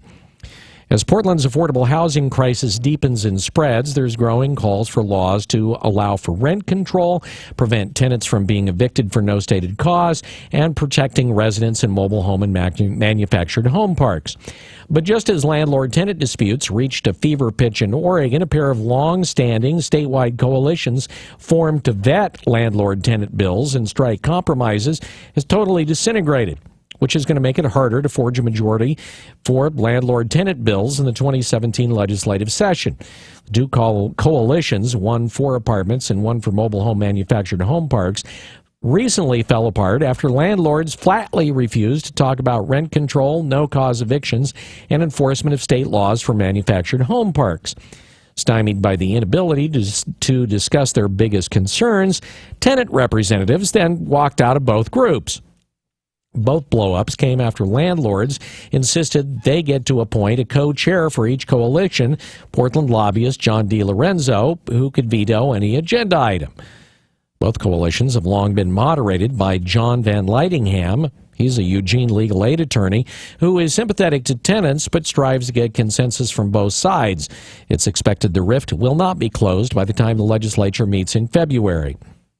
So interest in this year's general election is high, and Brad Ford reports the turnout could approach record numbers at the polls here in Oregon. The race for president with Donald Trump and Hillary Clinton in the mix has focused voters on the election. In Oregon, Measure 97 and the governor's race have voters focusing on local issues. More than 1 million ballots have been returned. That's 41%. Twice that number is expected by Tuesday.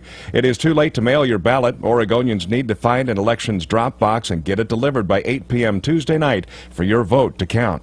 Brad Ford, KPNW News. Portland police say 6 people were arrested in connection with the protest that blocked traffic on I-5 in southeast Portland.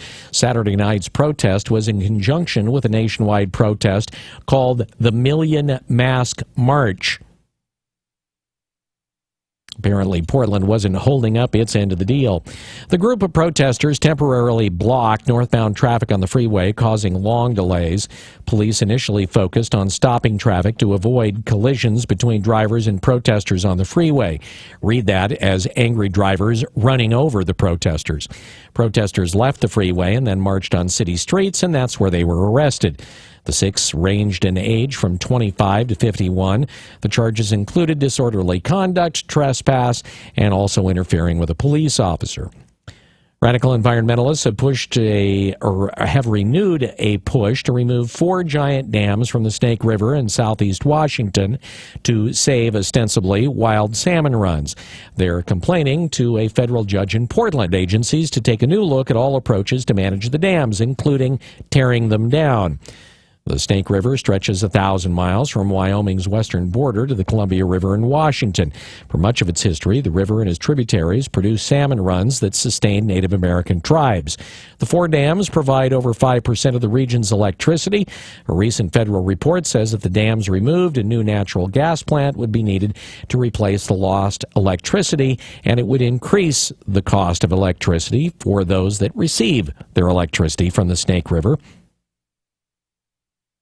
And finally this morning, Oregon State Police had to rescue a suspect in a pursuit who got stuck trying to hide.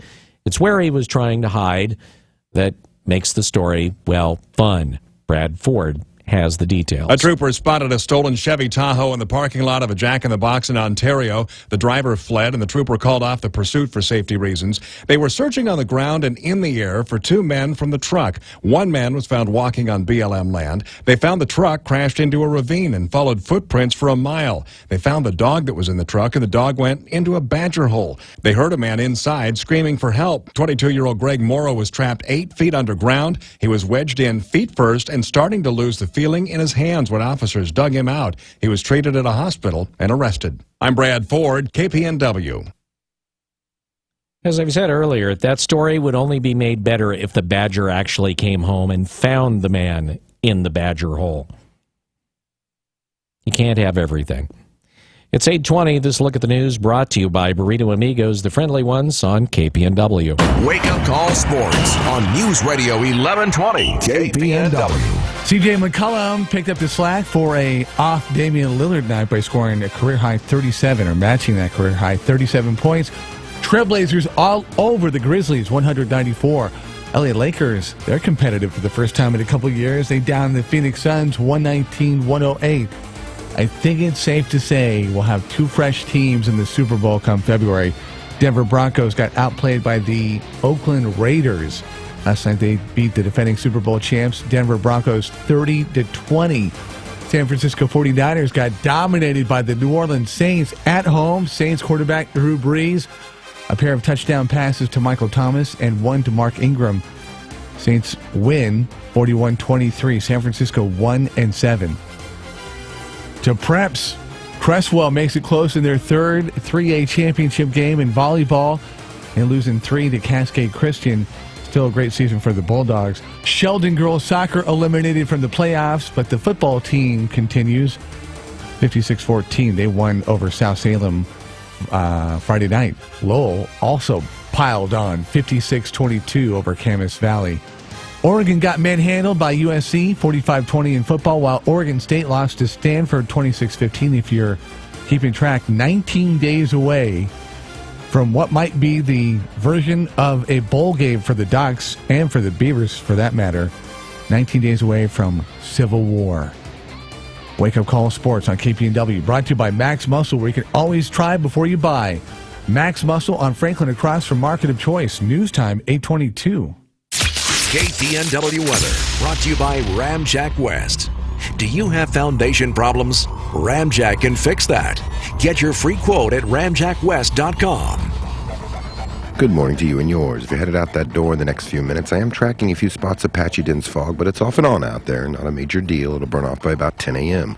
Otherwise, temps right now are in the upper 40s to low 50s, with light winds out of the southeast at about 0 to 5. This afternoon, we'll see a few clouds move in, part of a warm front still pushing to the north, but only partly cloudy. Highs should climb into the upper 50s to low 60s.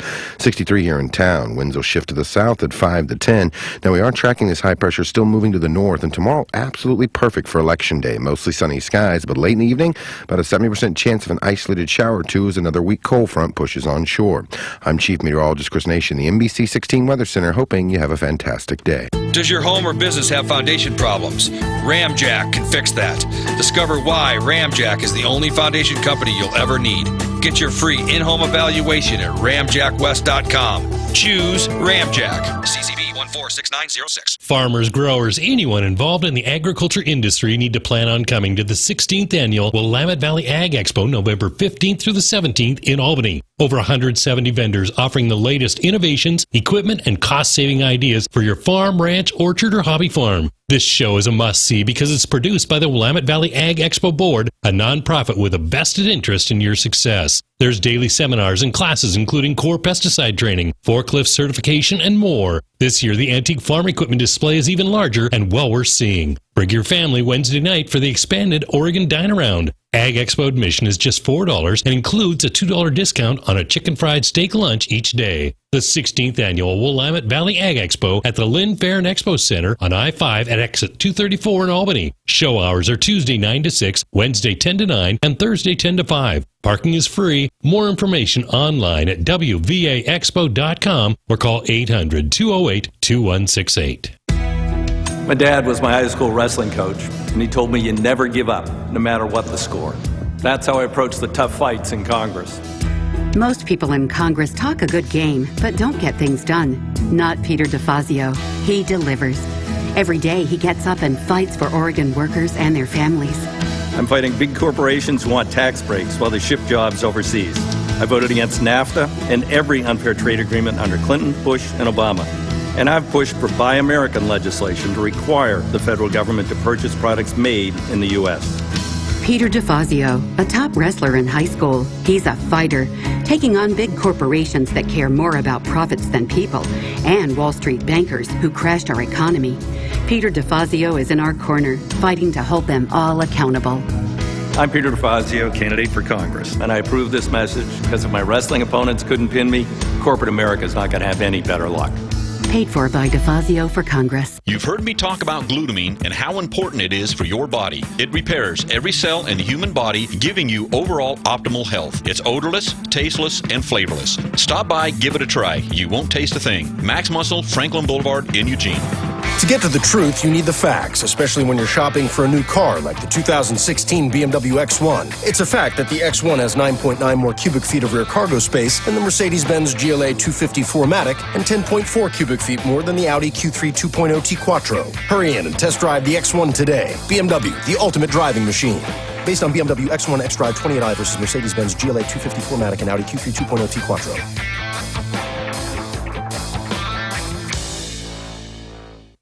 Holloway in London and the Wake Up Call. News Radio 1120 KPNW.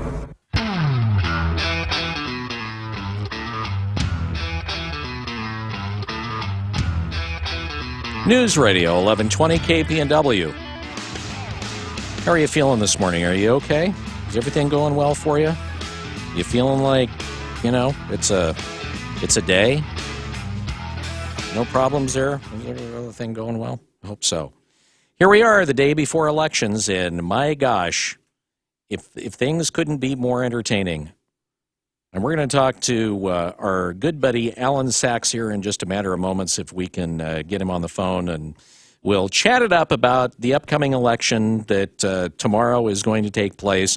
We'll chat about the Comey situation, of course, what was going on there, and also we had kind of an interesting question off of the email. Is he ready to go? Is Professor Sachs there? Alan, is that you? I am here. Thanks for joining us. Thank you very much. Alan Sachs, by the way, is the official, unofficial political scientist for the state of Texas by legislative decree, correct? That is true. In fact, I had some state legislators in my class last week who helped to push that through. It was a big political task, but we got it done. Well, good. I'm glad that you're doing something We got it important done. there in Texas. By the way, Professor Sachs, in case you didn't know it, is a political science professor at the University of Texas at Arlington and has like half the stuff in the state of Texas named after him. So, after what happened over the weekend with FBI Director Comey coming out and saying, okay, nothing to see here, folks. Have a nice day. You're right. What? You're right. I go back to his initial July 7th public appearance where he outlined all of the many things that Mrs. Clinton had done wrong and then said, but there isn't enough room for prosecution. I doubt if any prosecutor would take the case. And everybody said, what? So it goes back to July 7th issue. I don't know what is happening. Nobody really does, whether it's politics or whether it's just reality. But whatever it is, Mr. Comey, who by all accounts was a man of sterling character, has really been blemished both by the Democrats and the Republicans. And I think he may just want to resign no matter who gets in, whether it's Mrs. Clinton or Donald Trump. Just a wild guess. Well, wouldn't you figure that he would want to resign because if he doesn't, either one of them are going to fire him? Yeah, it's a 10-year deal, but it looks like that he has done a lot more for Mrs. Clinton than he's done for Donald Trump. So if Mrs. Clinton comes in, she may want to keep him there, but I think he'll want to just leave the political stuff behind him and go on to a corporation board or some kind of a nonprofit organization and do well and try to repair his reputation, which was excellent until about a year ago. Okay, well, you brought up, go work for a corporation. It's interesting you mentioned that because one of our emailers writes, ask the professor, does he find it interesting that the stock market goes up after the new FBI report is released? Is it an indicator that Hillary Clinton is in bed with Wall Street? I was thinking the very same thing. That email writer has my words exactly without knowing who it is. The stock market. He's Daryl, if you want to know. Wall Street likes Hillary Clinton. The irony of that is, all throughout the campaign, she's been railing against Wall Street and those rich fat cats. I'm using my word, fat cats down there, and that's exactly who she is. She likes Wall Street, and Wall Street likes her, and that's why the stock market at this moment, I think, is up over 300 points. They see a Clinton victory in the offing, and they're probably correct, and they like her, and there's no question about that. I heard an interview about a week ago with the chairman of the board of Goldman Sachs, no relation, and he said very bluntly that he was for Hillary Clinton. So it's interesting how she can go on the campaign trail and rail against Wall Street like Bernie Sanders did, and yet she is very much tied up to Wall Street. That slogan she has called Stronger Together probably refers to Wall Street. Yeah, I mean, obviously Wall Street understands that, what she's saying, the anti-Wall Street screed, is just rhetoric and is said, for the general populace consumption, that when push comes to shove, she's going to be in bed with them regardless. Absolutely. And what Wall Street and the stock market like is predictability, and they know her. And that's exactly what's going to happen. I think the nod goes to Mrs. Clinton. She's had the ground game. She has the money. She has the government power behind her against the invading people from the East or wherever they're coming from. I liken it in my own mind to like those old black and white movies where it showed the old castle being besieged by the invaders. And in the castle, there's the king and the queen, and they're paid mercenaries, and they're throwing molten lava or something over the gates, and the invaders are still banging down. And sometimes they may breach the wall, and sometimes they do not. And I think this time they do not. Do you think that the aftermath of this particular election is going to be more emotional, and I don't want to overstate it, but do you think it's going to be more contentious afterwards? And let's just say, I don't care who wins. Do you think it's going to be the losing side, those that voted for the loser? Is it going to be more contentious here in the U.S.? Is it going to ratchet up kind of our political nastiness? I honestly don't know. It could be that. I think the conventional wisdom says that's what it's going to be. More investigations following Mrs. Clinton into the White House. That's likely to happen. But I think there's a lot of people that's going to throw up their hands and say, I surrender. You can't beat them. I'm not going to vote anymore. I'm not going to do anything. And they may just sort of drop out. And that's a shame. So it could have the other effect where people say, look, it doesn't make any difference. You can't beat them. So just try to go about your daily lives as best you can. Pay your taxes, but know that the big guys have the wherewithal to do it. And Mrs. Clinton is part of it. I think that's exactly what could happen after the election. Or it could be more investigations. It could lead to impeachment at some point. But they have the power of the White House. I've never really understood how powerful the executive branch can be. And it's expanded its power, and it's much more powerful than even the days of Richard Nixon or anything that I could have imagined 10, 20, 30 years ago. Well, part of that is because the president, or the presidents, as it may be, from Nixon, have really usurped a lot of that power. Because That's right. if you go back to the Founding Fathers and the actual Constitution... They didn't understand that. Yeah, that a lot of... the conventions, and I'm going to call it that, the conventions of the presidency and the White House were really precedents that were set by the Founding Fathers and really had no constitutional basis to speak of. And You're exactly right. They would never have envisioned Air Force One, Air Force Two, $100 million for entertainment for the president. I mean, it was something they just did not understand. And yet this is the reality. And also all of the executive orders that are going around Congress. But I have to admit, the power of the executive branch has expanded as the power of Congress has diminished. They have just not exercised the power that they could have done. So the Republican establishment just rolled over, and that has enabled a Democratic president and the executive branch to become all the more powerful. do you think that's a good thing or a bad thing? A bad thing. I like to see what I talk about for years in the classroom, 3 branches of government. They can check each other. They have those powers. The Congress has the power of the purse and so forth and so on, but they haven't used it. And that gave rise within the Republican Party some years ago to the Tea Party. It also gave rise to Donald Trump, but to no avail. The power of the executive stays supreme and probably will for a number of years, unless something happens where they really go after Mrs. Clinton in terms of impeachment or investigations, but that's far down the line. Do you think there's going to be any changes in the 2 major political parties after this election? I think the Republican Party's in real trouble, and they're going to lose a lot of people. And it's going to be the same battle within the Republican Party that we've seen, except maybe more so. When the rise of the Tea Party came about, and a lot of people are going to be madder yet. Where was Mitch McConnell? Where was the Speaker of the House? Why didn't they back their nominee more?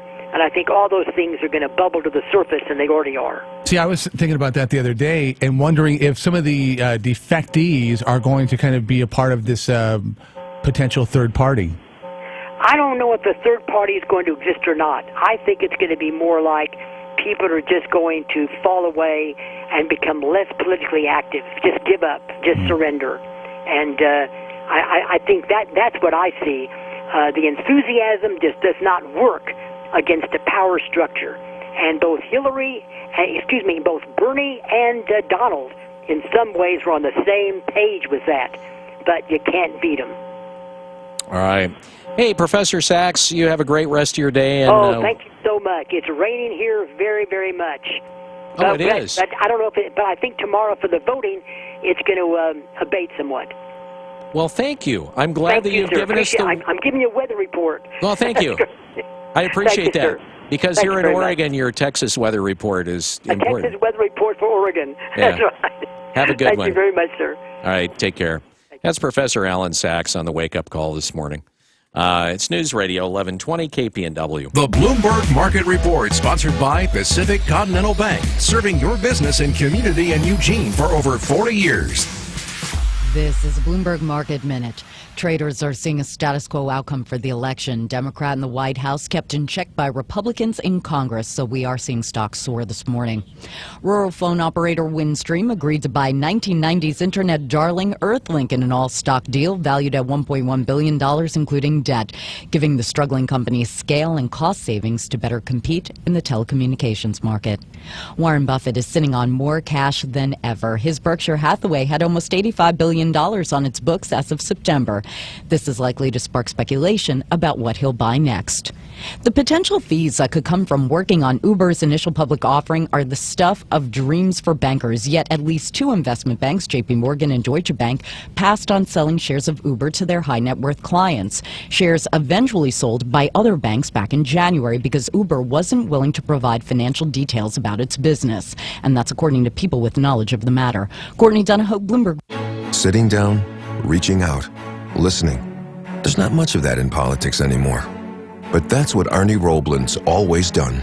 As co-speaker of the Oregon House, Arnie led a bipartisan coalition to close a $3.5 billion budget shortfall.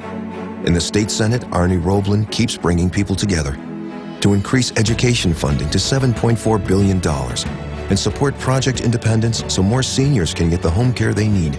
The Register Guard endorsed Arnie Roblin, saying he has an unmatched record of working with a broad range of people to better the lives of coastal residents. But what about Republican Dick Anderson? As Lincoln City Mayor, Anderson bullied his neighbors by trying to forcibly annex their houses. Dick Anderson opposed increasing the minimum wage, and Dick Anderson was against paid sick days for Oregon workers. The difference is clear: a bridge builder or a bully. Who do we want in Salem? Paid for by friends of Arnie Roblin. Hi, I'm Joe Patora, a first-time candidate for state representative. For the past 16 years, career politician Phil Barnhart has held office. His results? Oregon has one of the worst high school graduation rates, has tied with Mississippi for the highest food stamp usage, and ranks as the second worst state to make a living. It's time for new leadership. We can, and together, we will do better. I'm Joe Patora, and I'm ready to serve you in Salem with new ideas and an independent voice. Hi, I'm Joe Patora, a candidate for state representative. Do you know how critical your vote can be? In the 2010 election, Republican Chris Dudley lost by just over 1%. In 2014, a state candidate lost by only 287 votes. And last May, one race ended in a dead heat and was literally decided by a dice roll. Don't leave our state to a roll of the dice. Let your vote decide this election. And please, vote Joe Patora for state representative. Those ads pushing a yes vote on Measure 97's tax on sales remind me of an old saying. Oh, yeah? Which one? That if something sounds too good to be true, it probably is. Oh, you mean because the ads promoting 97 try to make people believe putting a tax on sales won't increase consumer costs? Yeah. 97 would put this huge new $6 billion state tax on sales of food, gas, electricity, medicine, and almost everything else. And the state of Oregon's own study showed 97's tax would cost a typical family like ours $600 a year. Right. And the ads pushing 97 also want us to believe the money would go to education. Yeah, well, we've heard that one before, huh? Yes, we have. And the truth is, since 97 is not a constitutional amendment, the politicians could just spend the money however they want, as usual. Well, that's another good reason to vote no on Measure 97's $6 billion tax on sales. Agreed. No on 97. Paid for by Defeat the Tax on Oregon Sales. KPNW weather brought to you by Ramjack West. Do you have foundation problems? Ramjack can fix that. Get your free quote at ramjackwest.com. Good morning to you and yours. If you're headed out that door in the next few minutes, I am tracking a few spots of patchy dense fog, but it's off and on out there. Not a major deal. It'll burn off by about 10 a.m. Otherwise, temps right now are in the upper 40s to low 50s, with light winds out of the southeast at about 0 to 5. This afternoon, we'll see a few clouds move in, part of a warm front still pushing to the north, but only partly cloudy. Highs should climb into the upper 50s to low 60s. 63 here in town. Winds will shift to the south at 5 to 10. Now, we are tracking this high pressure still moving to the north, and tomorrow, absolutely perfect for election day. Mostly sunny skies, but late in the evening, about a 70% chance of an isolated shower or two as another weak cold front pushes onshore. I'm Chief Meteorologist Chris Nation, the NBC 16 Weather Center, hoping you have a fantastic day. This is Congressman Peter DeFazio. It's great that you're listening to the Wake Up Call here on 1120 KPNW, and I always find the show a great way to get the day started. We'll take that, yeah, Bill? The Wake Up Call with Holloway in London. News Radio 1120. KPNW. 8:43 News Radio 1120 KPNW. By the way, speaking of athletic prowess, that was DeFazio, who, if you didn't know, was a wrestling champ. Wrestling champ. I would like to know where he was a wrestling champ and what awards that he actually won as a champ. Well, it says top. He was a top. Oh, so he wasn't a So champ. he could have been top 3, top 4, top 5. Right. At his school? Right. Or, at state level, at regional level, at, city level? I mean, these are all the things. I'm just trying to imagine Peter DeFazio in one of those little wrestling outfits. The little get-ups? Yeah, little get-ups with his little head thing on, and that'd be awesome. And with a huge staph infection on his back. Right now, Janice is sitting there going, is there any way we can play more commercials? And I can't follow Janice. that. It's Janice Ross, who, by the way, is the executive director of Travel Lane County's Eugene, Cascades, and Coast Sports Commission. Congratulations, you said that correctly. That's good, isn't he? It's the longest title. It is. What is that, by the way, for people that don't know? Yeah, the Eugene Cascades and Coast Sports Commission is the sports tourism marketing arm of Travel Lane County, which most folks have heard of Travel Lane County, which is the organization that is charged with marketing all of Lane County as a visitor destination. So our focus is sports events and sports tourism. So we try to put Lane County on the map in terms of bringing sports events here and helping our local clubs and leagues and teams and schools put on the best sports events that they can. So we weren't on the map beforehand? We were on the map. We're trying to make us on the map even broader. So obviously we are known nationally and internationally in some sports, and we are widening that sports net to include other types of sports events. So how many of these huge sports events have you brought to the coast? Because that's in your title. We actually, there's some fantastic international sandboarding competitions at the coast. There's some triathlons, duathlons. Yes, absolutely. Really, sandboarding? Sandboarding, yes. Sandmaster Park is, they're known internationally. In fact, the international world champion sandboarder is headquartered at Sandmaster Park in Florence. And they host international tournaments there. It's fantastic. Really? Have you been to one of them? I have. Yeah? I have. I haven't competed, but I have attended. And they're lots of fun. So they do flips, and it's almost like watching, the snowboards in the Olympics, where you see the guys do the flips and the gals do the flips. It's very exciting. Very cool. Where is Sandmaster? Is that close to Honeyman? No, it's farther north on the beach. You can't miss it. It's right off 101, and called Sandmaster Park. It's near where Fred Meyer is on 101. Oh yeah. You look over and you've probably driven by it 100 times. You just but I encourage you to Rob. stop in. I actually did know. I just gave man. it the big stiff Just arm. Open your eyes. I'm resentful. And their staff is actually very good about teaching you how to do it. They practice, they rent boards, and they would love to introduce more people to the sport because it's very easy to pick up. And as they would tell you, falling on sand doesn't hurt as much as falling on snow. I'll agree with that. Yeah, I guess. I guess it depends on the snow. If it's powder, it's kind of poof. If it's not powder, then it's icy. It really does. Yeah. Oh, yeah. That's. We'll put a big, huge asterisk. Yeah. Depending All upon right. the. Okay. I'll take that. Okay. So, As an economic driver, talk a little bit about the Sports Commission.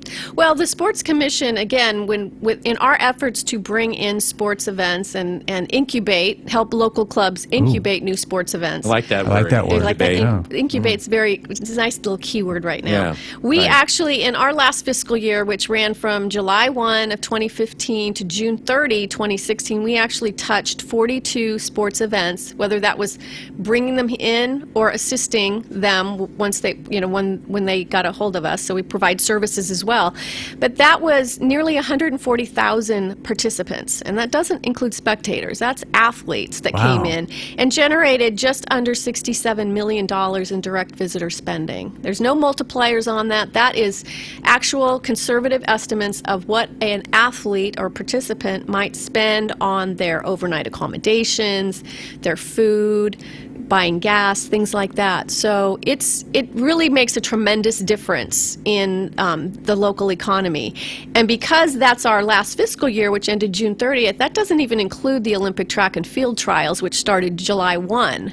So you can see how this thing has a real cumulative effect. So we know it makes a tremendous difference to the local economy. That's quite the quantification there. It is. It now, is. and you guys also had kind of a hand, as we were talking off the air, kind of a part of the team partnership for getting the Worlds here. Our staff works very closely with Tracktown USA staff as a supporting partner when they bid on events. We tend to take the hotel accommodation, housing portion, and the hospitality portion of the events so that they know they have a key partner who understands how to work with our local hotels and the university in terms of housing. So we partner with them. We do the same thing with the University of Oregon. If they decide they want to bid to host an NC2A event or a Pac-12 event, we will be a partner in the bid on those parts of the bid that are our expertise, housing. Okay, so your gig then basically is what? To go to these meetings and go, look, we have this many hotel rooms and you can be in them. Is that essentially what you do? Well, when we partner with, say, a Tracktown USA or the University of Oregon, and our only portion of the bid is housing and hospitality, yes. We take a look at the event requirements and we assemble. Usually we have to say we're guaranteeing this many hotel rooms will be available for your event. Okay, sorry about that. When we are out in the world, the general world of sports tourism, for example, we might be at a national sports conference and we're talking to USA Volleyball or USA Gymnastics or a marathon group, a race group. We are talking to them about our venues, about our air service, about our hotels, so the whole gamut, and trying to introduce them to the destination. I would imagine. How close, I mean, as far as proximity, how far out can we kind of include that as part of the, say, hospitality metro zone, if that makes any sense?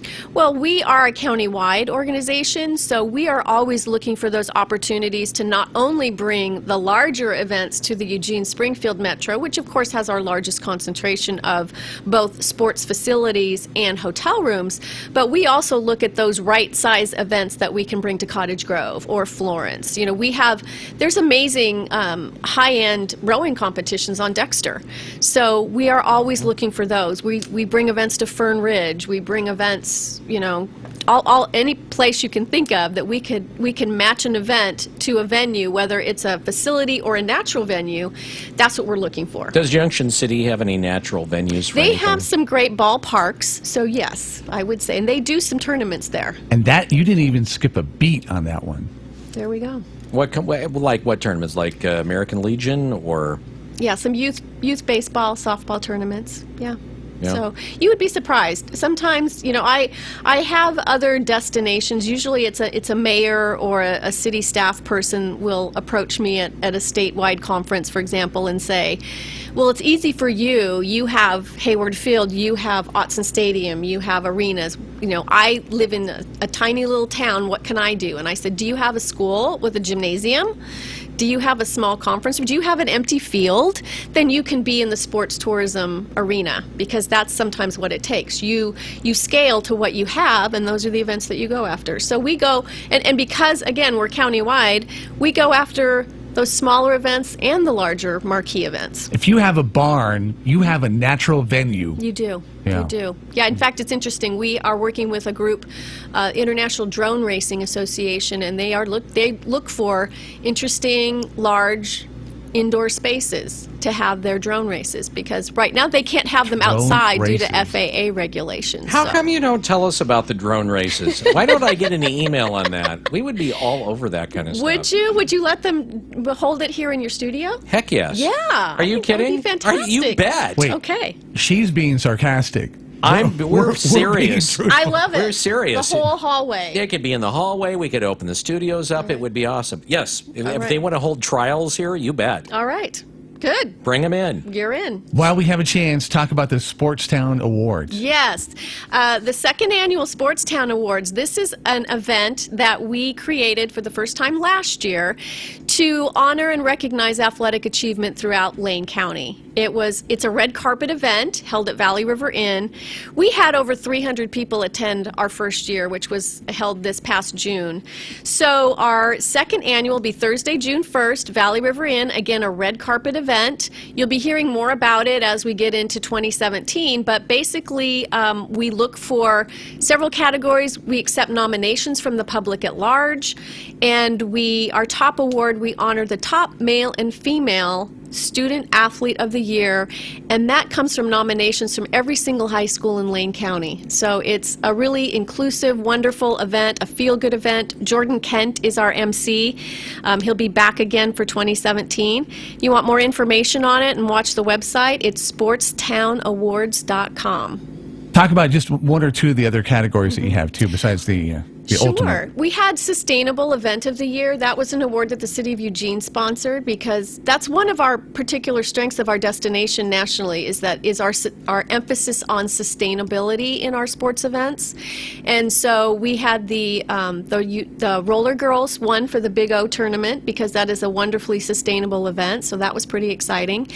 And then Slocum Center actually sponsored an award last year for Athletic Trainer of the Year. So we're reaching out to a lot of different categories. KDUC this year is sponsoring Sportstown Fan of the Year. So they're currently running Sportstown Fan of the Month promotions, where people can submit their photos of them at a sports event in Lane County. And of the monthly winners, we'll choose a Sportstown Fan of the Year award at the event. So very exciting. We're trying to get as much fan engagement as we can, and we think it's a very exciting kind of promotion, and it'll be a fun award to give out. If people want to get a hold of you and maybe get involved, or maybe kind of turn you on to something, or confer with you, how do they do that? Our website is EugeneCascadesCoastSports.org. They can also get a hold of us really easily on Twitter. We're at Eugene Sports, and on Instagram we're at Eugene Oregon Sports. So any of those ways. They can also call our office, 541-484-5307. No Snapchat? No Snapchat right now. Okay. No. No Vines? No Vines. No, sorry. Yeah. God, it's a start. It's a start. But I'm glad you mentioned that too, because a lot of times the new sports events that we bring in is when a local person says, hey, I'm on this league, and we'd really love to bring our regional tournament here. How can you help us? And yes, that's what we're here for. All right, Janice, thank you so much. Thank you. And our offer is open for the drones. All right, we will be in touch about that. Okay, changing things up before we get out of here. Zero Res. Why should you go to Zero Res? Because your carpet looks like heck. Yes, if your carpet is scuzz-laden, I think I've said heck and scuzz-laden all within about 20 seconds, you need to check out Zero Res. A little bit different from your normal carpet cleaning place, actually quite a bit different, because instead of using chemicals and shampoos and stuff like that leave residue on your carpet, they use what's called empowered water. And you ask, okay, what is that? Water that's run through an electrolysis process. And what happens when you do that, and you can Google this, is it changes the pH of the water. It turns it into more of an alkali, allowing it to lift stains. When you take it away from the electrolysis process, it goes back to being gradually plain old water. That's what evaporates from your carpet. And so instead of leaving that crusty, weird stuff, that greasy feeling that sometimes your carpet gets after it's been cleaned, it doesn't leave that. And that means the stains don't come back. and it doesn't get dirty as fast. So, this month, don't forget, if you make a donation to Food for Lane County, they're going to clean a fourth room absolutely free. Call Zero-Res 9880, that's 988-ZERO. Tell them Bill and Rob from the Wake Up Call said, go, call them, go call them. We told you to call, and if you do, you'll get the stuff. 988-ZERO, it's Zero-Res of Eugene, or check them out on the World Wide Web, Zero-Res of Eugene. You're independent and want to stay that way, but you'd like some friendship and security. Consider Eugene's elegant yet affordable retirement living, Turpentine Terrace. At Turpentine Terrace, friendships grow through activities, the all-day restaurant-style dining, and the warm community environment. The large studio, 1-bedroom, and 2-bedroom apartments are the best value in Eugene. They have a secure parking garage and are near excellent retail stores. Call for a free tour and lunch, 689-0619. Turpentine Terrace, a tremendous time of life. If you're serious about getting the right stove or fireplace for your home, place Midgley's at the top of your list. Midgley's is your exclusive Lane County dealer for some of the top brands on the market today, including Lopi, Yodel, Avalon, Valor, Town & Country, Blaze King, and Fireplace Extraordinaire. Check us out online at Midgleys.com. We're at the corner of 7th and Chambers in Eugene. Midgley's. Anywhere else and you're just playing with fire. CCB 161946. Farmers, growers, anyone involved in the agriculture industry need to plan on coming to the 16th annual Willamette Valley Ag Expo, November 15th through the 17th in Albany. Over 170 vendors offering the latest innovations, equipment, and cost-saving ideas for your farm, ranch, orchard, or hobby farm. This show is a must-see because it's produced by the Willamette Valley Ag Expo Board, a nonprofit with a vested interest in your success. There's daily seminars and classes including core pesticide training, forklift certification, and more. This year, the antique farm equipment display is even larger and well worth seeing. Bring your family Wednesday night for the expanded Oregon Dine-Around. Ag Expo admission is just $4 and includes a $2 discount on a chicken fried steak lunch each day. The 16th annual Willamette Valley Ag Expo at the Lynn Fair and Expo Center on I-5 at exit 234 in Albany. Show hours are Tuesday 9 to 6, Wednesday 10 to 9, and Thursday 10 to 5. Parking is free. More information online at wvaexpo.com or call 800-208-2168. News Radio 1120 KPNW, Eugene, Springfield, U.S. Fox News Radio, I'm Lisa Brady. It's finally time for us to fight for America. We're going to fight for America. Donald Trump at a Florida rally moments ago. Again getting chance of lock her up a day after the FBI chief announced his original decision not to recommend any charges against Hillary Clinton stands. Hillary Clinton is being protected by a totally rigged system. He's holding 5 rallies in 5 states. Hillary Clinton holds the first of 4 rallies at this hour. She'll be in 3 states. So will President Obama. Running mate Tim Kaine thanking campaign volunteers in Raleigh. You'll be telling your kids and grandkids that you worked on this race. North Carolina, one of the battlegrounds. Well, we know this is close. The polls show that it's very close. But at the end of the day, it's not about TV ads. It's about person to person. This is polls do continue to show a tight race on the eve of Election Day. Fox Radio's Jared Halpern here live with more. The final Fox News poll before the election gives Hillary Clinton a 4-point advantage nationally, leading Donald Trump in a 4-candidate race, 48% to 44%. Last week, the Fox News poll gave Clinton just a 2-point edge. Clinton is winning women by 12 points, African Americans by 85 points, Hispanics by more than 30, young voters by 16.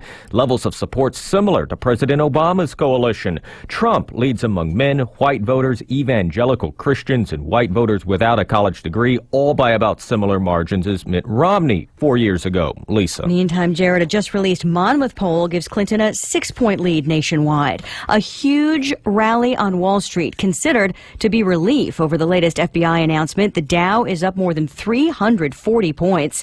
The S&P and the NASDAQ also up about 2%. You're listening to Fox News Radio. Fair and balanced. If you are behind on your bills, then this message is for you. How would you like to have a large portion of your credit card debt or medical bills forgiven? National Credit Card Relief would like to give you free information on a proven debt forgiveness program. It's not bankruptcy, it's not consolidation. This special program actually wipes clean the portion of your debt that is forgiven. Call for your free forgiveness information now. 800-719-2090. That's 800-719-2090. Don't wait. Call 800-719-2090. Hiring people is probably the worst part of my job. We started using ZipRecruiter about 3 months ago. One click and my job was posted to 100+ job boards, all the top sites. All of the candidates came to my dashboard, and it's easy to compare them. And I couldn't believe the number of great applicants we got. I don't know how we hired before ZipRecruiter. Find the best candidates with ZipRecruiter, where your job is just one click away from 100+ job sites. And right now you can try ZipRecruiter free. Just go to ZipRecruiter.com/start. That's ZipRecruiter.com. From the Fox Sports Studios in Los Angeles, here's Deb Carson. The Raiders lead the AFC West at 7-2 after beating the Broncos 30-20 on Sunday night. Oakland's running back Latavius Murray ran for 114 yards and a career-high 3 touchdowns. Dallas rookie quarterback Dak Prescott had 3 touchdown passes as the Cowboys won their 7th straight game, downing the winless Browns 35-10. We're just having fun. I think it's just the way we approach every day throughout the week of just coming in, having fun, but knowing it's business first and taking care of our business with the right attitude, and then come on Sundays and just letting it go and letting loose. Cowboys improved to 7-1. Cleveland falls to 0-9. Lions knocked off the Vikings in overtime 22-16. At Lambeau Field, a rough one for the Packers. Colts led wire-to-wire, beating Green Bay 31-26. Ravens beat the Steelers 21-14 in Ben Roethlisberger's return from surgery. For complete scoreboard, foxsports.com. There was a time when our biggest export on the South Coast was our people. Mills were closing, ports were quiet, jobs were scarce. Caddy McEwen rolled up her sleeves and worked with her neighbors to make things better. On the school board, Caddy worked to balance budgets fairly and make sure our kids got a quality education. On the Port Commission, Caddy McEwen helped lead efforts to rebuild our infrastructure, like the Coos Bay Rail Line, so we could develop our economy. Thanks in large part to Caddy McEwen's leadership, 1.5 million tons of cargo move through the port every year. And we're adding new high-wage marine jobs that can support a family. In the State House, Caddy McEwen keeps leading, investing in job training programs, helping create the Oregon Promise to make community college free for deserving students, and standing up for seniors with tougher laws to crack down on fraud and abuse. State Representative Caddy McEwen, she's always working for us. Paid for by Caddy McEwen for Representative. My dad was my high school wrestling coach, and he told me you never give up, no matter what the score. That's how I approach the tough fights in Congress. Most people in Congress talk a good game, but don't get things done. Not Peter DeFazio. He delivers. Every day he gets up and fights for Oregon workers and their families. I'm fighting big corporations who want tax breaks while they ship jobs overseas. I voted against NAFTA and every unfair trade agreement under Clinton, Bush, and Obama. And I've pushed for Buy American legislation to require the federal government to purchase products made in the U.S. Peter DeFazio, a top wrestler in high school. He's a fighter, taking on big corporations that care more about profits than people, and Wall Street bankers who crashed our economy. Peter DeFazio is in our corner, fighting to hold them all accountable. I'm Peter DeFazio, candidate for Congress, and I approve this message because if my wrestling opponents couldn't pin me, corporate America is not going to have any better luck.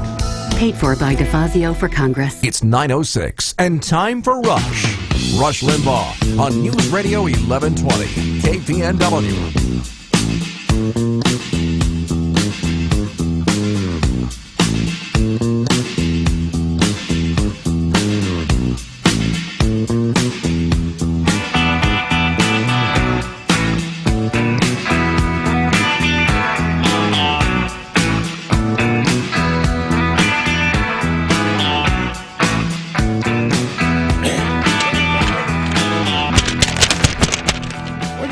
I didn't even know that this was planned, but Hillary Clinton has canceled the fireworks display tomorrow night. Apparently, Hillary was going to set off a 2-minute firework display between 9 and 10 p.m. tomorrow night out there in the Hudson River, right across from the Javits Center, where her massive rally tomorrow night's going to be held. is a 2-minute fireworks display, and TMZ says that she's called it off. They don't know why. Nobody knows why. Called it off. Anyway, folks, great to have you here. It is still fluid. It is still hopping. And let me tell you something, folks, the effort, I've been wrong about something. And I'm pretty sure I'm wrong about it, and I want to clear it up. I've been right about it in the past. But what I think I'm wrong about, I have been telling you that as we neared the election, the polls would change to more accurately reflect what the polling units actually think is going to happen. But and they've not done that. They continue. The major polls that everybody talks about, NBC, ABC, New York Times, Wall Street Journal, Monmouth, you name it, all show Hillary Clinton anywhere up from 3 to 5 points. Now, in every case, the Hillary win is within the margin of error. They don't make a big point of telling you that. My point is, I think the polls are still being used as weapons. And that's a departure from my previously stated theories and beliefs. And I finally asked myself, I mean, if we don't trust the news every day from these people, why would we trust their polls? But then that gets into another discussion about, well, at some point you have to, because in so many elections in the past, a number of polls have been right, but some have been dramatically wrong as well. The thing is, the purpose of all of this today in the drive-by media is to try to convince you it's over. The objective is to dampen down Trump's support and turnout at the polls. So much of this election has not gone the way the Hillary camp projected or wants it to go. And if you take a look at where Hillary and Trump are today, it just, I mean, why in the world is Hillary going to all of these blue states that she should have locked down? She's even going to North Carolina late tonight for a rally, if she can stay up that late. I mean, it's North Carolina, Wisconsin, Michigan. They're giving Iowa to Trump. Trump's up 7 in the final Des Moines Register poll there. The early voting has not turned out to be what everybody expected it to be. You might be hearing that early voting is putting Hillary over the top because of a late-breaking turnout of Hispanic voters. Excuse me, and that's assumed to mean it's pro-Hillary because it's assumed that every Hispanic hates Trump because of what he said the day he announced his campaign. But notice all of the assumptions that, pardon me, wrong button. Notice all the assumptions being made. And I still think that we are at a stage where nobody really knows. Folks, I'm sorry, I'm succumbing to something else too. You look at the size of these Trump rallies. In Minnesota, one of the power line guys is reporting he was out driving around yesterday, or maybe on the way to church. I forget exactly the specific reason he was out, but he encountered a line of human beings 1.5 miles long to get into a Trump rally. He encountered a parking lot that had never existed before, where all of the cars that brought those people to the Trump rally. And it's this way everywhere Trump is going. The crowds are massive. They are lining up for hours to get in. Meanwhile, Joe Biden is drawing 200 people in Pennsylvania. Tim Kaine is drawing 30, 35 people wherever he goes. Hillary Clinton's drawing 10,000 people, but she needs Jay-Z and Beyonce in very little clothing in order to get that 10,000. She got Springsteen going to Philadelphia tonight. Why in the world? Why wasn't Jay-Z and Beyonce and Hillary in Philadelphia on Friday night? Why wasn't that enough? Springsteen's going in there tonight. What's Springsteen going to tell them? What in the world's Springsteen going to sing? Hey, keep voting Hillary, and maybe you can keep living in your parents' house while maybe they can continue to afford Obamacare as the prices skyrocket because you sure as hell can't afford it. What's Springsteen's message going to be? Well, we know what it's going to be. It's going to be that Trump's a reprobate and so forth. Now, yesterday afternoon, your beloved host, was on the golf course. And we were just finishing up on 17. We were walking from the 17th green on the way to the 18th tee. And my phone beeped, and I had an alert from my brother. So I looked at it, and that is when I learned that Comey had just announced that there was nothing new to see in any of these massive numbers of new emails that they had found on Carlos Danger's laptop. And so it was a big to-do about nothing. Nothing's changed. Hillary won't be charged. Nothing has popped up. We didn't find anything new. And so we walk onto the 18th tee, and I was so ticked off. I bombed one of the longest drives of the day. As we golfers say, there was a lot of red ass in the swing, meaning I was ticked off. And then I got to thinking, and I remembered this from way back on October 28th when Comey announced that they were going to take a look, that they had found some emails on the Carlos Danger laptop that made them reopen the investigation. And I said this: the cynical view is that Comey is still carrying water for Clinton and is trying to get everybody to stop paying attention on the WikiLeaks dump because it's starting to have an impact. So you announce you're opening the inquiry, get everybody all hot and bothered and focused on it, and then after 3 or 4 or 5 days announce that it was a false alarm. Nothing to see here. Investigation now officially over. And meanwhile, in that 5-day period, everybody's forgotten about WikiLeaks. That is the cynical view of this. And everybody out there was falling all over themselves to credit me with that, even though that view was presented to me in an email from a friend of mine who is a devout cynic. And I shared his belief, his theory, and made no bones about the fact that it was him and that he was a cynic and that therefore this is the cynic's view. The cynic's view is that nothing is real, everything's faked, everything's organized, everything is scripted, everything's choreographed, and this was the latest. Well, anyway, when I made that known, everybody out there in the conservative blogosphere and the drive-by media tried to attach that view to me, on the basis that it was nothing more than this ragtag conspiracy type thing. Now it's happened. You should see the number of emails I got when I got home from the golf course yesterday. Man, oh man, Rush, did you call this? I'm never going to doubt you ever again. It's amazing. It's amazing. You called it exactly what you said Comey was going to do. He did, except he waited. I originally said, I'll tell you how I phrased it to you. The first opportunity we had to discuss Comey announcing the investigation was reopened, that was on a Friday. It was Friday afternoon. It was like in the 3 o'clock or the 2 p.m. hour, the last hour of the program. Is there a problem in there? Okay, I'm being distracted just a slight bit. Technical thing. Anyway, so it's in the last hour, in the 3 o'clock hour, Comey makes his announcement. And I asked people, how are you going to feel? I just want you to think about something. How are you going to feel if next Wednesday or Thursday, Comey comes out and says, hey, there's nothing new here. We didn't find anything. How are you going to feel? You're going to feel let down because you think, my God, there's no way he'd reopen this if there weren't something serious. How many people said that?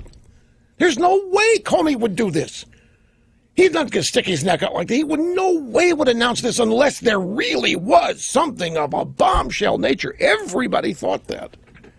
And I, El Rushbo, asked you to pause and ponder how you would feel if in the middle of the next week, say Wednesday or Thursday, that would be last week, that Comey came out and said, hey, we looked at it, there's nothing here. Well, that happened yesterday. So I've got all these people sending me emails last night. Man, oh man, and messages. Did you call it? Well, yeah, I don't know, folks, if I called it. It was the cynical view that I always played it out to be, but I wasn't surprised. I'll just tell you this. Well, this is the only place that possibility was explored. This is the only place in media where that view, that quasi-prediction, was even addressed. Everybody else bought it hook, line, and sinker. Well, I say everybody else. There could be some stragglers out there. We can't know what everybody out there says about things, Mr. Snerdley, but this clearly was the origination of that line of thing. And boy, I was taking my share of heat for it, as though I had descended into the tinfoil hat club. And now it's happened. And how did you feel when you found out about it yesterday?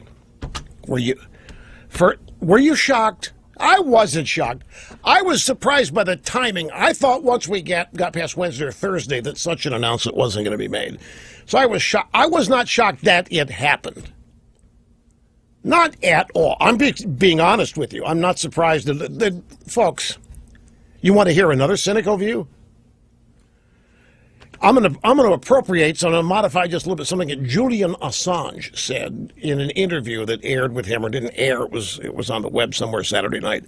Julian Assange said, in his mind, that there's no way that Trump can win because the entirety of the establishment is not on his side. He doesn't have one element of the establishment on his side. And Assange, given his experiences, took that to mean that the establishment, these were his words, will not allow Trump to win.